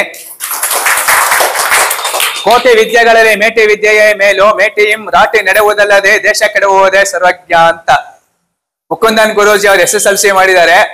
ಯೋಗ ಪ್ರಕಾಶ್ ಅವರು SSLC ನಲ್ಲಿ EPS ಮಾಡಿದ್ದಾರೆ. EPS ಅಂತಂದ್ರೆ IAS ಅಲ್ಲ, KAS ಅಲ್ಲ, IPS ಅಲ್ಲ. EPS ಅಂತಂದ್ರೆ SSLC ನಲ್ಲಿ 600ಕ್ಕೆ 210 ನಂಬರ್ ಮಾತ್ರ ತೆಗೆದಿರ್ತಕ್ಕಂಥದ್ದು. ಮುಂದಕ್ಕೆ PUC ಗೆ ಸೀಟ್ ಸಿಗಲ್ಲ. ನಂತರ ನಾವು SSLC ಗೆ ಪರೀಕ್ಷೆ ಬರೆಯಕ್ ಆಗಲ್ಲ. ಪಾಸೋ ಅಲ್ಲ, ಫೇಲೋ ಅಲ್ಲ. EPS ಅಂತಂದ್ರೆ ಎಲಿಜಿಬಲ್ ಫಾರ್ ಪಬ್ಲಿಕ್ ಸರ್ವಿಸ್. ಕೋಟಿ ವಿದ್ಯೆಗಳಲ್ಲಿ ಮೇಟಿ ವಿದ್ಯೆಯೇ ಮೇಲು, ಮೇಟಿಂ ರಾಟಿ ನಡೆಯುವುದಲ್ಲದೆ ದೇಶ ಕೆಡುವುದೇ ಸರ್ವಜ್ಞ ಅಂತ ಸರ್ವಜ್ಞ ಕವಿ ಹೇಳಿರ್ತಕ್ಕಂಥ ಪದ ಇದು. ನಾನ್ ನೋಡಿ ನಾವೆಲ್ಲ ಫೇಲ್ ಆಗಿದ್ರಿಂದ ಏನಾಯ್ತು ಗೊತ್ತೇ, ಅಧ್ಯಯನ ಮಾಡೋದಕ್ಕೆ ನಮ್ಗೆ ಅವಕಾಶ ಸಿಕ್ತು. ಮುಕಂದನ್ ಗುರೂಜಿ ಅವ್ರು ಇಷ್ಟೊಂದು ವಾಕ್ಯ ಪ್ರಚಲಿತವಾಗಿ ಅತ್ಯದ್ಭುತವಾಗಿರ್ತಕ್ಕಂಥ ಮಾತನ್ನ ಆಡ್ತಾರೆ ಅಂತಂದ್ರೆ ಅವ್ರು ನನಗಿಂತ ಕಡಿಮೆ ಓದಿದ್ದಾರೆ ಯಾವ್ದ್ರಲ್ಲಿ, ಶಾಲೆಗಳಲ್ಲಿ. ಆದ್ರೆ ಅಧ್ಯಯನವನ್ನ ನನಗಿಂತ 100 ಪಟ್ಟು ಜಾಸ್ತಿ ಮಾಡಿದ್ದಾರೆ. ಎಲ್ಲಾ ರೀತಿ ವೇದಗಳು, ಎಲ್ಲಾ ರೀತಿ ಶಾಸ್ತ್ರಗಳು, ಪತಂಜಲಿ ಯೋಗ ದರ್ಶನ, ಶ್ರೀಕೃಷ್ಣನ ಒಂದು ಗೀತೋಪದೇಶ, ಭಗವದ್ಗೀತೆ, ಉಪನಿಷತ್ತುಗಳು, ಹೇಗೆ 10 ಹಲವಾರು ಸದ್ಗ್ರಂಥಗಳನ್ನ ಓದೋದ್ರಿಂದ ಇವತ್ತಿನ ದಿವಸ ಜ್ಞಾನ ಯೋಗಿ ಯಾರಾದ್ರೂ ಇದ್ದಾರೆ ಮೈಸೂರಲ್ಲಿ ಅಂತಂದ್ರೆ ಆ ಒಂದು ಸತ್ಕೀರ್ತಿ ಯಾರಿಗೆ ಸಲ್ಲತ್ತೆ? ಮುಕುಂದನ್ ಗುರೂಜಿ ಅವರಿಗೆ ಸಲ್ಲತ್ತೆ. ಎಲ್ಲಾ ವಿದ್ಯೆಗಿಂತಾನು ರೈತನ ವಿದ್ಯೆ ಇದೆಯಲ್ಲ, ನಾವೇನೇ ಡಾಕ್ಟರ್ ಆಗಿರ್ಬಹುದು, ಏನೇ ಇಂಜಿನಿಯರ್ ಆಗಿರ್ಬಹುದು, ಮೇಸ್ಟ್ರುಗಳಾಗಿರ್ಬಹುದು, ಸಮಾಜದಲ್ಲಿ ಸೇವೆ ಮಾಡ್ತಕ್ಕಂಥ ರಾಜಕೀಯ ಗಣ್ಯ ವ್ಯಕ್ತಿಗಳಾಗಿರ್ಬಹುದು. ಆದ್ರೆ ನಾವು ಜೀವನವನ್ನ ನಡೆಸಬೇಕು ಅಂತಂದ್ರೆ ಅಲ್ಲಿ ರೈತ ಅಂತಕ್ಕಂಥವ್ನು ದುಡಿಬೇಕು. ರೈತ ಅನ್ನೋನು ದುಡಿದ್ರೆ ಮಾತ್ರ ಏನಾಗುತ್ತೆ, ನಮ್ಮ ಹೊಟ್ಟೆ ತುಂಬತ್ತೆ. ಹೊಟ್ಟೆ ತುಂಬುದಾಗ ಮಾತ್ರ ನಮ್ಗೆ ಜ್ಞಾನ ಅನ್ನೋದು ಅಭಿವೃದ್ಧಿ ಆಗುತ್ತೆ ಅನ್ನೋದನ್ನ ಯಾರಾದ್ರೂ ತೋರಿಸ್ಕೊಟ್ಟಾರೆ ಅಂತಂದ್ರೆ ಅತ್ಯಂತ ವಿದ್ಯಾವಂತರಾಗಿರ್ತಕ್ಕಂಥ, ಸ್ನಾತಕೋತ್ತರ ಪದವೀಧರರಾಗಿರ್ತಕ್ಕಂಥ, ಡಾಕ್ಟರೇಟ್ ಪ್ರಶಸ್ತಿಗಳನ್ನ ತಗೊಂಡಿರ್ತಕ್ಕಂಥ ನಮ್ಮ ರವಿಶಂಕರ್ ಗುರೂಜಿ ಅವ್ರು ತೋರಿಸ್ಕೊಟ್ಟಾರೆ. ರವಿಶಂಕರ್ ಅವರೇ, ನಿಮ್ಗೆ ಹೃದಯಪೂರ್ವಕ ಆಗಿರ್ತಕ್ಕಂಥ ಅಭಿನಂದನೆಗಳನ್ನು ಸಲ್ಲಿಸ್ತೇನೆ. ಹರಿ ಓಂ. ಈಗ ಗಣೇಶ್ ಅವರವರಿಂದ ರವಿಶಂಕರ್ ಅವರಿಗೆ ಮೈಸೂರು ಯೋಗೇಶ್ ಪರವಾಗಿ ಒಂದು ಕಿರು ಕಾಣಿಕೆ. ಈ ಒಂದು ಆಧ್ಯಾತ್ಮಿಕ ಶಿಬಿರದಲ್ಲಿ ಪ್ರಯೋಜನ ಆಗಿರ್ತಕ್ಕಂಥದ್ರ ಬಗ್ಗೆ ನಮ್ಮ ಶ್ರೀಯುತ ಬಿಂದು ಮಾಧವ್ ಅಂತಕ್ಕಂಥವ್ರು ದಯಮಾಡಿ ವೇದಿಕೆಗೆ ಬಂದು ತಮ್ಮ ಅನಿಸಿಕೆಗಳನ್ನ 2 ನಿಮಿಷಗಳಲ್ಲಿ ಪ್ರತಿಯೊಬ್ಬರಿಗೂ ಸಾದರಪಡಿಸಬೇಕಾಗಿ ವಿನಂತಿ. ಮಾತಾಡ್ತೀರಾ ಮೇಲೆ? ಮತ್ತು ಗುರುಗಳಾದ ಯೋಗ ಪ್ರಕಾಶ್ ಹಾಗೂ ಶ್ರೀಯುತ ಗುರು ಮುಕುಂದನ್ ಅವರಿಗೂ ನಮ್ಮೆಲ್ಲರ ಪರವಾಗಿ ಹೃದಯಪೂರ್ವಕ ನಮಸ್ಕಾರಗಳು. ಈ ದಿನದ ಕಾರ್ಯಕ್ರಮ ಬಹಳ ಸುಸೂತ್ರವಾಗಿ ನಡ್ಕೊಂಡು ಬರೋದಕ್ಕೆ ನಾವು ಕಲ್ತಂತ 5 ದಿನದ ಕಾರ್ಯಕ್ರಮದ ಒಂದು ಅನುಭವ ಅಂತಂದ್ರೆ ತಪ್ಪಾಗ್ಲಾರದು. ಈ ತರ ಜನ ಸೇರ್ತೀವಿ, ಎಲ್ಲೆಲ್ಲೋ ಹೋಗ್ತೀವಿ, ಆದ್ರೆ ಗಲಾಟೆ ಆಗೋದು, ಒಬ್ಬೊಬ್ರು ಮಾತಾಡ್ತಾ ಇರೋದು, ಮೊಬೈಲ್ ಇಟ್ಕೊಂಡು ಏನೋ ನೋಡ್ತಾ ಇರೋದು, ಆ ಕಾನ್ಸಂಟ್ರೇಷನ್ ಹೇಳೋರ್ ಕಡೆ ಕೊಡದೇ ಇರೋದು, ಈ ತರದ್ದೆಲ್ಲ ನಾವು ಮಾಡ್ತಾ ಇರ್ತೀವಿ. ಆದ್ರೆ ನಾನ್ ಕಂಡಂತ ಒಂದ್ ಏನಂದ್ರೆ 5 ದಿನದಲ್ಲಿ ನಮ್ಗೆ ನಿಜವಾಗ್ಲೂ ತಿಳಿಸ್ಕೊಟ್ಟ ಯೋಗ ರೀತಿ, ಯೋಗ ಅನ್ನೋದ್ ಬೇರೆ, ಧ್ಯಾನ ಅನ್ನೋದ್ ಬೇರೆ. ಹಾಗಾಗಿ ಯೋಗದ್ದು ಏನು ಪರಿಣಾಮ, ಧ್ಯಾನದ್ದು ಏನು ಪರಿಣಾಮ, ಹಾಗಾಗಿ ನಮ್ಮ ಮನಸ್ಸನ್ನ ಸಮತೋಲನವಾಗಿ ಇಟ್ಟುಕೊಂಡು ನಾವು ಹೇಗೆ ಜೀವನ ನಡೆಸಬೇಕು, ಮುಂದಿನವರಿಗೆ ಹೇಗೆ ತಿಳಿಸ್ಬೇಕು ಅನ್ನೋದನ್ನ ಪ್ರಚಲಿತವಾಗಿ ಕಮ್ಮಿ ಸಮಯದಲ್ಲಿ ಒಳ್ಳೆಯ ರೀತಿಯಲ್ಲಿ ನಮಗೆ ತಿಳಿಸ್ಕೊಟ್ಟಿದ್ದು ಗುರುಗಳಿಗೆ ನಿಮ್ಮೆಲ್ಲರ ಪರವಾಗಿ ಒಂದು ಹೃತ್ಪೂರ್ವಕವಾದ ಅಭಿನಂದನೆಗಳನ್ನ ತಿಳಿಸ್ತೀನಿ. ಮತ್ತೆ ಇನ್ನೊಂದು ವಿಚಾರದಲ್ಲಿ ಹೇಳ್ಬೇಕಂತ ನನಗನ್ನಿಸ್ತು. 2 ನಿಮಿಷ ಅಂದ್ಯಾರ, ಆಗ್ಲಿ ಪರವಾಗಿಲ್ಲ, 1 ನಿಮಿಷ ಎಕ್ಸ್ಟ್ರಾ ತಗೊಂಡಾದ್ರೂ ತಿಳಿಸ್ಬಿಡ್ತೀನಿ. ಫೇಲು ಪಾಸ್ ಅನ್ನೋದು ಮುಖ್ಯ ಅಲ್ಲ ನನಗೆ ಗೊತ್ತಿರೋ ಹಾಗೆ. ಯಾಕೆಂದ್ರೆ ಫೇಲ್ ಆದ ತಕ್ಷಣ ಅವನು ಏನೋ ದಡ್ಡ, ಇಲ್ಲ ರ್ಯಾಂಕ್ ಬಂದು ಎಲ್ಲಾದ್ರಲ್ಲೂ ಫಸ್ಟ್ ರ್ಯಾಂಕ್ ಇದ್ದಾನೆ ಅಂದ್ರೆ ಅವನು ಅತಿ ಬುದ್ಧಿವಂತ, ಇದು ಯಾವುದೂ ಅಲ್ಲ. ಜೀವನ ಕ್ರಮನ ಇನ್ನೊಬ್ರಿಗೆ ತಿಳಿಸೋದ್ರಲ್ಲಿ, ನಾವು ಅಳವಡಿಸ್ಕೊಂಡು ನಡೆಯೋದ್ರಲ್ಲಿ, ಇನ್ನೊಬ್ರು ನಮ್ಮನ್ನ ನೋಡಿ ಕಲ್ತ್ಕೊಳ್ಳೋದಿದೆಯಲ್ಲ, ಅದು ಮುಖ್ಯ. ಅದು ಗುರುಗಳಾಗಿ ಇವ್ರುಗಳು ಮಾಡ್ತಾ ಇದ್ದಾರೆ. ಅದನ್ನ ನಾವು ಇನ್ನೂ ನಮ್ಮ ಜೀವನದಲ್ಲಿ ಅಳವಡಿಸ್ಕೊಂಡು ಚೆನ್ನಾಗಿ ಮುಂದೆ ಬರ್ಬೇಕು. ನಮ್ಮ ಜೀವನ ಅಳವಡಿಸ್ಕೊಂಡಿರೋದನ್ನ ಮತ್ತೊಬ್ರು ನೋಡಿ ಕಲ್ತ್ಕೊಳ್ತಾರಲ್ಲ, ಅದು ಮುಖ್ಯ. ಇವ್ರೇನು ಸುಭಾಷಿತ ಮೇಡಮ್ ಇವತ್ತು 5 ಸುಭಾಷಿತ ಹೇಳಿದ್ರು, ಪ್ರತಿಯೊಂದಕ್ಕೂ ಅದರದೇ ಆದಂತ ಒಂದು ರೀತಿ ನೀತಿ ಇದೆ. ಅದನ್ನ ನಾವು ತಿಳ್ಕೊಂಡು ಪ್ರತಿದಿನ ಸುಭಾಷಿತನ ನಾವು ಮನವರಿಕೆ ಮಾಡಿಕೊಂಡು ಜೀವನ ನಡೆಸ್ಕೊಂಡು ಹೋದ್ರೆ ಎಲ್ಲರೂ ನೆಮ್ಮದಿಯಿಂದ ಇರಬಹುದು ಅಂತ ಹೇಳ್ತಾ, ತಮ್ಮೆಲ್ಲರ ಪರವಾಗಿ ವೇದಿಕೆ ಮೇಲೆ ಉಪಸ್ಥಿತರಿರೋರ್ಗೂ ಮತ್ತೆ ಗುರುಗಳಾದಂತ ಯೋಗ ಪ್ರಕಾಶ್ ಮುಕುಂದನ್ ಗುರೂಜಿ ಅವರಿಗೂ ಮತ್ತೆ ಅವರ ಮಗಳು ನಮ್ರತಾ, ನಮ್ರತಾ ಮತ್ತೆ ಇತರ ಯೋಗ ಪಟುಗಳು ಇಲ್ಲಿರೋರು, ಮುಂದೆ ನೀವುಗಳು ಕೂಡ ಒಳ್ಳೆಯ ರೀತಿಯಲ್ಲಿ ಸದ್ಭಾವನೆಯಿಂದ, ಸದ್ಭಕ್ತಿಯಿಂದ, ಸದ್ಬುದ್ಧಿಯಿಂದ ನಿಮ್ಮ ಪೀಳಿಗೆಗೂ ಈ ವಿಚಾರನ ತಿಳಿಸಿ ನಮ್ಮ ಪರಂಪರೆಯನ್ನ ಮುಂದೆ ನಡೆಸ್ಕೊಂಡು ಹೋಗೋಣ ಅಂತ ತಮ್ಮೆಲ್ಲರೂ ಕೇಳುತ್ತಾ 2 ಮಾತನ್ನ ಮುಗಿಸ್ತೀವಿ. ಅಲ್ಲ, ಏನೋ ಒಂದು ಹಾಡು ಹೇಳ್ಕೊಡ್ತೀನಿ ಅಷ್ಟೇನೆ. ಗುರುಗಳು ಹೇಳಿದ್ದಾರೆ, ನಾವು 5 ದಿವಸ ಇಲ್ಲಿಗೆ ಬಂದು ನಮ್ಮ ಇದನ್ನ ಶಿಬಿರ ಮುಗಿಸ್ಕೊಡೋದ್ಮೇಲೆ ಮಾರನೇ ದಿವಸನೂ ನಮ್ಗೆ ಅನ್ನಿಸ್ತಾ ಇತ್ತು ಹೋಗೋಣ 5 ಕಾಲ್ಗೆ 7 ಕಾಲ್ಗೆ ಹೋಗೋಣ ಅನ್ನಿಸ್ತಾ ಇತ್ತು. ಅಷ್ಟರ ಮಟ್ಟಿಗೆ ನಮ್ಮನ್ನ ಇಲ್ಲಿಗೆ ಸೆಳೀತಾ ಇದೆ ಆ ಯೋಗ ಶಿಬಿರ ಅನ್ನೋದು. ಮತ್ತೆ ನಮ್ಮ ಗುರುಗಳಾದ ಮುಕುಂದನ್ ಗುರುಜಿ ಹಾಗೂ ನಮ್ಮ ಪ್ರಕಾಶ್ ಸಾರ್ ನಮ್ಗೆಲ್ಲ ಸ್ಫೂರ್ತಿ ಇದಕ್ಕೆ. ಆಮೇಲೆ ಅಮೃತಾ ಮೇಡಮ್, ಮಂಜುನಾಥ್ ಸರ್, ಎಲ್ಲರಿಗೂ ನನ್ನ ಧನ್ಯವಾದಗಳು. ಕಾರ್ಯಕ್ರಮದ ಅಂತಿಮ ಘಟ್ಟಕ್ಕೆ ಬಂದಿದ್ದೇವೆ. ಅಧ್ಯಕ್ಷರ ನುಡಿ. ನಮ್ಮ ನಿಮ್ಮೆಲ್ಲರ ಮೆಚ್ಚಿನ ನಾಯಕ, ಭಾರತೀಯ ಜನತಾ ಪಕ್ಷದ ಮುಖಂಡ, ಮೈಸೂರು ಮಹಾನಗರ ಪಾಲಿಕೆಯ ಸದಸ್ಯರು, ಮಾಜಿ ಆಗಿರ್ತಕ್ಕಂತಹ ಶ್ರೀಯುತ ವಿ ಮಂಜುನಾಥ್ ಅವರು ಯುವಕರಾಗಿರೋ ಜೊತೆಯಲ್ಲಿ ಸಮಾಜಕ್ಕೆ ನಮ್ಮ ಸೇವೆಯನ್ನ ತೊಡಗಿಸ್ಕೋಬೇಕು ಅಂತ ಪ್ರತಿಯೊಬ್ಬರನ್ನು ಮಾತಾಡ್ತಾರೆ. ಜಾತಿ ಮತ ಭೇದ ಬಂತ ಎಲ್ಲರನ್ನೂ ದೂರದಲ್ಲಿಟ್ಟು ಪ್ರತಿಯೊಬ್ಬರನ್ನು ಅತ್ಯಂತ ವಿಶ್ವಾಸದಿಂದ ಪ್ರೀತಿ ಪೂರ್ವಕವಾಗಿ ಮಾತಾಡ್ತಕ್ಕಂಥ ಜನಪ್ರಿಯ ನಾಯಕರು ಯಾರಾದ್ರೂ ಇದ್ದಾರೆ ಅಂತಂದ್ರೆ ಆ ಒಂದು ಶುಭ ಹೆಗ್ಗಳಿಕೆ ಯಾರಿಗೆ ಸೇರುತ್ತೆ? ನಮ್ಮ ಮಂಜುನಾಥ್ ಅವರಿಗೆ ಸೇರುತ್ತೆ. ಮಂಜುನಾಥ್ ಅವರಿಗೆ ಸೇರುತ್ತೆ ಅಂತ ನಾನು ಯಾಕೆ ಹೇಳ್ತೀನಿ ಅಂದ್ರೆ, ಮೈಸೂರಲ್ಲಿ ಮಹಾನಗರ ಪಾಲಿಕೆಯಲ್ಲಿ ಬಹುಶಃ ಒಂದು 65 ವಾರ್ಡ್ ಇರ್ಬೋದು. ಬೃಹತ್ ಮಹಾನಗರ ಪಾಲಿಕೆಯಲ್ಲಿ ಈ 65 ವಾರ್ಡ್ಗಳಲ್ಲಿ ನಾವೇನಾದ್ರೂ ನೋಡ್ತಾ ಇದ್ದೀವಿ, ಎಲ್ಲಾದ್ರೂ ಯೋಗಕ್ಕೆ ಅದೇ ಮೈಸೂರು ಮಹಾನಗರ ಪಾಲಿಕೆಯಿಂದ ಭವನಗಳನ್ನ ಕೊಟ್ಟಿದ್ದಾರಾ? ಖಂಡಿತವೂ ಕೊಟ್ಟಿಲ್ಲ. ಈ ಬಡಾವಣೆಯಲ್ಲಿರ್ತಕ್ಕಂಥ KR ಮಹಾರಾಜ್ ಅವರಿರ್ಬೋದು, ಕಿನ್ನೆ ಮಹಾರಾಜ್ ಇರ್ಬೋದು, ಮೈಸೂರು ನಗರ ಇರ್ಬೋದು, ಮೈಸೂರಿನ ಸುತ್ತಮುತ್ತ ಇರ್ತಕ್ಕಂಥ ಗ್ರಾಮೀಣ ಪ್ರದೇಶದಲ್ಲಿರ್ಬೋದು, ಯಾರೇ ಸಹ ಬಂದು ಇಲ್ಲಿ ಯೋಗವನ್ನ ಕಲಿಯೋದಕ್ಕೆ ನಮ್ಗೆ ಕೇವಲ ಇದೊಂದು ಭವನ ಅನ್ನಲ್ಲ, ಇದೇ ರಸ್ತೆ ರಾಮಂದ್ರ ರಸ್ತೆ ಇರತಕ್ಕಂಥ 12ನೇ ಕ್ಲಾಸಲ್ಲೂ ಸಹ ಕೊಡ್ತಾರೆ ನಮೋ ಯೋಗ ಭವನ ಅಂತ. ಇವತ್ತಿನ ಮೈಸೂರು ಯೋಗೀಸ್ಗೂ ಸಹ ಒಂದು ಸಭಾಂಗಣವನ್ನ ಕೊಡ್ತಾರೆ. ಮಂಜುನಾಥ್ ಅವರೇ, ನಿಮಗೆ ಎಲ್ಲ ಯೋಗ ಬಂಧುಗಳ ಪರವಾಗಿ ಇಲ್ಲಿ ತೋಟಗಾರಿಕೆ ಕೆಲಸಗಳನ್ನ ಮಾಡ್ತಾ ಇರ್ತಕ್ಕಂಥ ಅನೇಕ ಹಿರಿಯ ನಾಗರಿಕರ ಪರವಾಗಿ, ಇಲ್ಲಿರ್ತಕ್ಕಂಥ ಸಮಸ್ತ ಜನಗಳ ಪರವಾಗಿ ಹೃದಯಪೂರ್ವಕವಾಗಿರ್ತಕ್ಕಂಥ ಅಭಿನಂದನೆಗಳನ್ನ ಸಲ್ಲಿಸುತ್ತೇನೆ. ದಯಮಾಡಿ ಎಲ್ಲರಿಗೂ ಹೇಳಬೇಕಾಗಿ ವಿನಂತಿ. ಯೋಗ ಸರ್ಕಾರದಲ್ಲಿ ಸುಮಾರು 1 ಗಂಟೆ ಏಕಾಗ್ರತೆಯಿಂದ ಎಲ್ಲ ಪಾಠವನ್ನು ಆರಿಸಿದ್ರು. ಇಲ್ಲಿ ಮನಸ್ಸಿಗೆ ಬೇಕಾಗುವಂತದ್ದು ಯಾವುದೂ ಇರಲಿಲ್ಲ. ಹಾಗಾಗಿ ಏಕಾಗ್ರತೆಯಿಂದ ಈ ಜಾಗದಲ್ಲಿ ಇದನ್ನು ಕೇಳಿ ತಿಳ್ಕೊಂಡಿದ್ದೆ. ಕಳೆದ 5 ದಿನಗಳಿಂದ ಏನು ಈ ಒಂದು ಶಿಬಿರ ಅಂತ ಶಿಬಿರದ ಸಮಾರೋಪ ಸಮಾರಂಭದಲ್ಲಿ ನಾನು ಇರ್ತೀನಿ. ಕೇಳ್ಕರಿ ರವಿಶಂಕರ್ ಅವರು, ಹಾಗೆ ಕುಮಾರಿ ಅವರು ಸಾಕಷ್ಟು ವಿಚಾರಗಳನ್ನ ಹಂಚ್ಕೊಂಡಿದ್ದಾರೆ.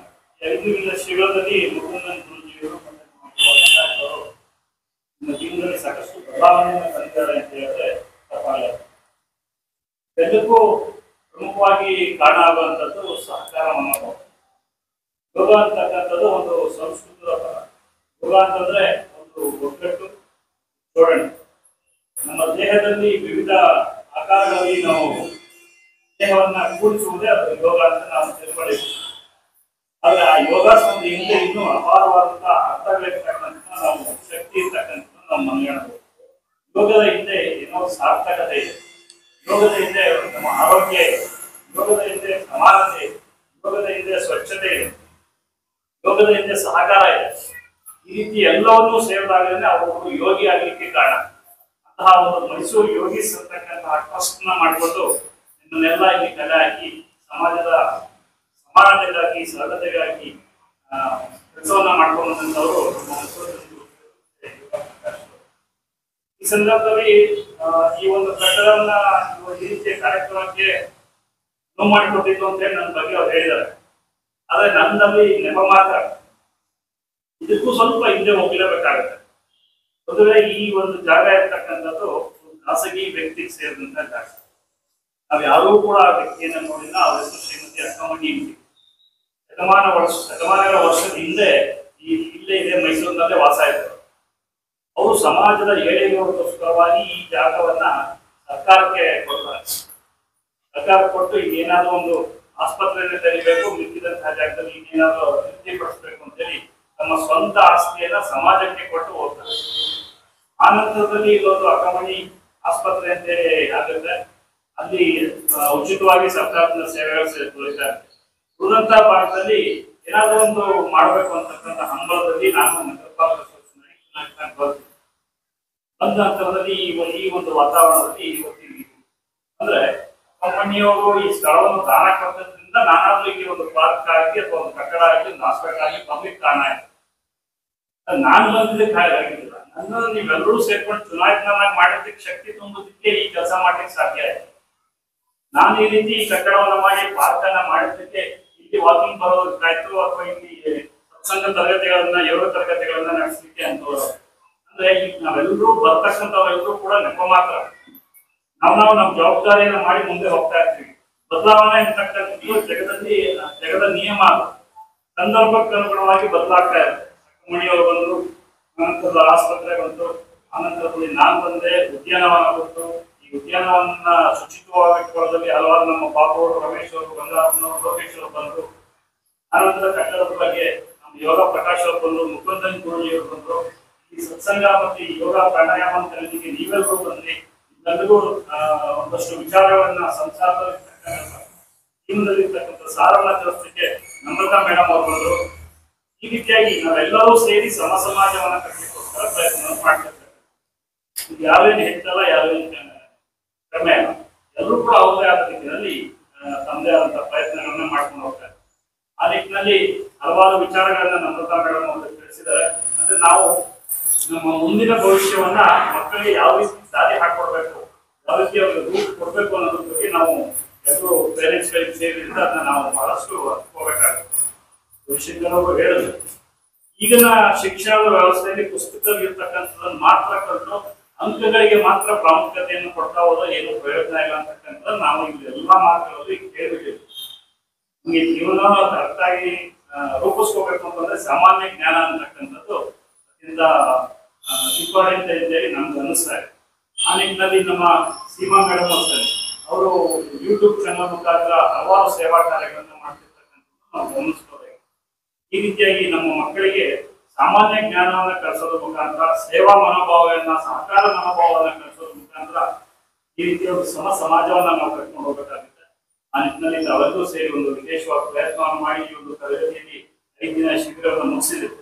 ನಾನೇನ್ ಹೇಳ್ತಾ ಬಂದ್ರೆ ಅಕ್ಕಮಣಿಯವರು, ಅದಾದ ನಂತರದಲ್ಲಿ ನಾನು, ಅದಾದ ನಂತರದಲ್ಲಿ ಪ್ರಕಾಶ್ ಅವರು, ಮುಕುಂದ್ ಅವರು, ಆಮೇಲೆ ನೀವೆಲ್ಲಿಗೂ ಕೂಡ ಇದನ್ನ ಫುಲ್ ಸ್ಟಾಪ್ ಹಾಕುವಂತ ಕೆಲಸ ಮಾಡಿ ನೀವೇನಕ್ಕೆ ಕಲ್ತಿದ್ದೀರೋ ಅದನ್ನ ಇನ್ನೊಂದಷ್ಟು ಜನಕ್ಕೆ ಹೇಳ್ಕೊಡೋದು ಮುಖಾಂತರ ಇನ್ನೂ ವಿಸ್ತರಿಸ್ಕೊಂಡು ಹೋಗ್ಬೇಕು ಅಂತಕ್ಕಂಥ ನನ್ನ ಒಂದು ಭಾವನೆ.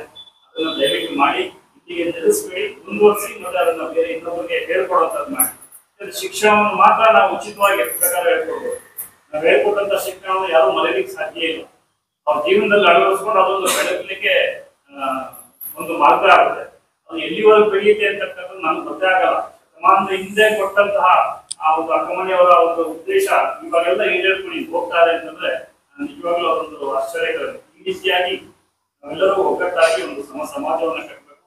ಈ 5 ದಿನಗಳ ಶಿಬಿರದಲ್ಲಿ ಸಾಕಷ್ಟು ಕತ್ತಿದಿರಿ. ಈ ಒಂದು ಸಭಾಂಗಣವನ್ನ ಸ್ವಚ್ಛತೆಯಿಂದ ಕೂಡ ಇಟ್ಕೊಳ್ಳೋದ್ರ ಮುಖಾಂತರ ಒಂದು ಹೊಸ ರೂಪವನ್ನ ತಂದುಕೊಟ್ಟಿದ್ರಿ. ಹೆಚ್ಚಿನ ರೀತಿಯಲ್ಲಿ ಈ ಸ್ಥಳದಿಂದ ಹೆಚ್ಚಿನ ಶಿಕ್ಷಣಾರ್ಥಿಗಳು, ಶಿಬಿರಾರ್ಥಿಗಳು ಬಂದು ಹೆಚ್ಚು ಕಲಿಯೋದ್ರ ಮುಖಾಂತರ ಜೀವನದಲ್ಲಿ ಸಾರ್ಥಕತೆಯನ್ನು ಸಿಗಲಿಕ್ಕೆ ನಾವೆಲ್ಲರೂ ಹೊಂದಿಸ್ತಾ ಇದ್ದೀನಿ. ಈ ಎಲ್ಲ ಕಾರ್ಯಕ್ರಮಗಳಿಗೂ ಪ್ರಾಣಿಪುತ್ರರಾದ ತನ್ನ ಯೋಗ ಪ್ರಕಾಶ್ ಅವರು ಮತ್ತು ಮುಕುಂದನ್ ಗುರುಜಿಯವರಿಗೆ ಮತ್ತೊಮ್ಮೆ ನಾನು ವಂದನೆಗಳನ್ನು ತಿಳಿಸ್ತಾ ನನ್ನ ಮಾತು ಮುಗಿಸ್ತೀನಿ.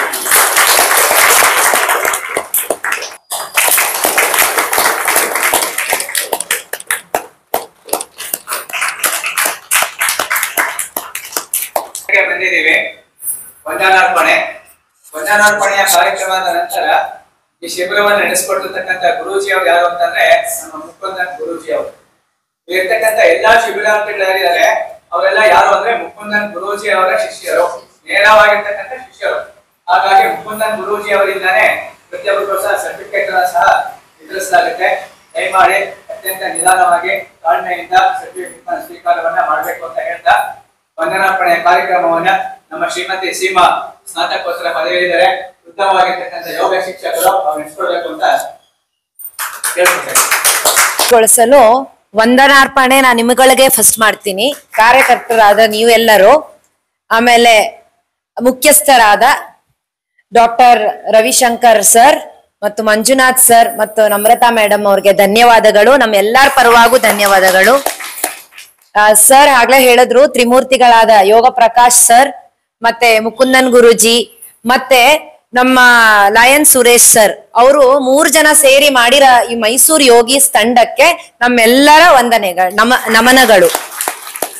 ಈ ಮೈಸೂರು ಯೋಗೀಸ್ ಏನು ನಾವು ಕಾರ್ಯಕ್ರಮ ನಡೆಸ್ತೀವಿ ಅದಕ್ಕೆಲ್ಲರೂ ಬರ್ಬೇಕು, ಬೇರೆಯವ್ರನ್ನು ಕರ್ಕೊಂಡ್ ಬರ್ಬೇಕು ಅಂತ ನಿಮ್ಮೆಲ್ಲರನ್ನು ವಿನಂತಿಸ್ತೀನಿ. ಕರ್ಮಯೋಗವನ್ನು ಪ್ರತಿಯೊಬ್ರು ಮಾಡೋಣ, ಇದೇ ನಮ್ಮ ಮೊದಲ ಕರ್ಮಯೋಗ. ಹರಿ ಓಂ, ನಮಸ್ತೆ.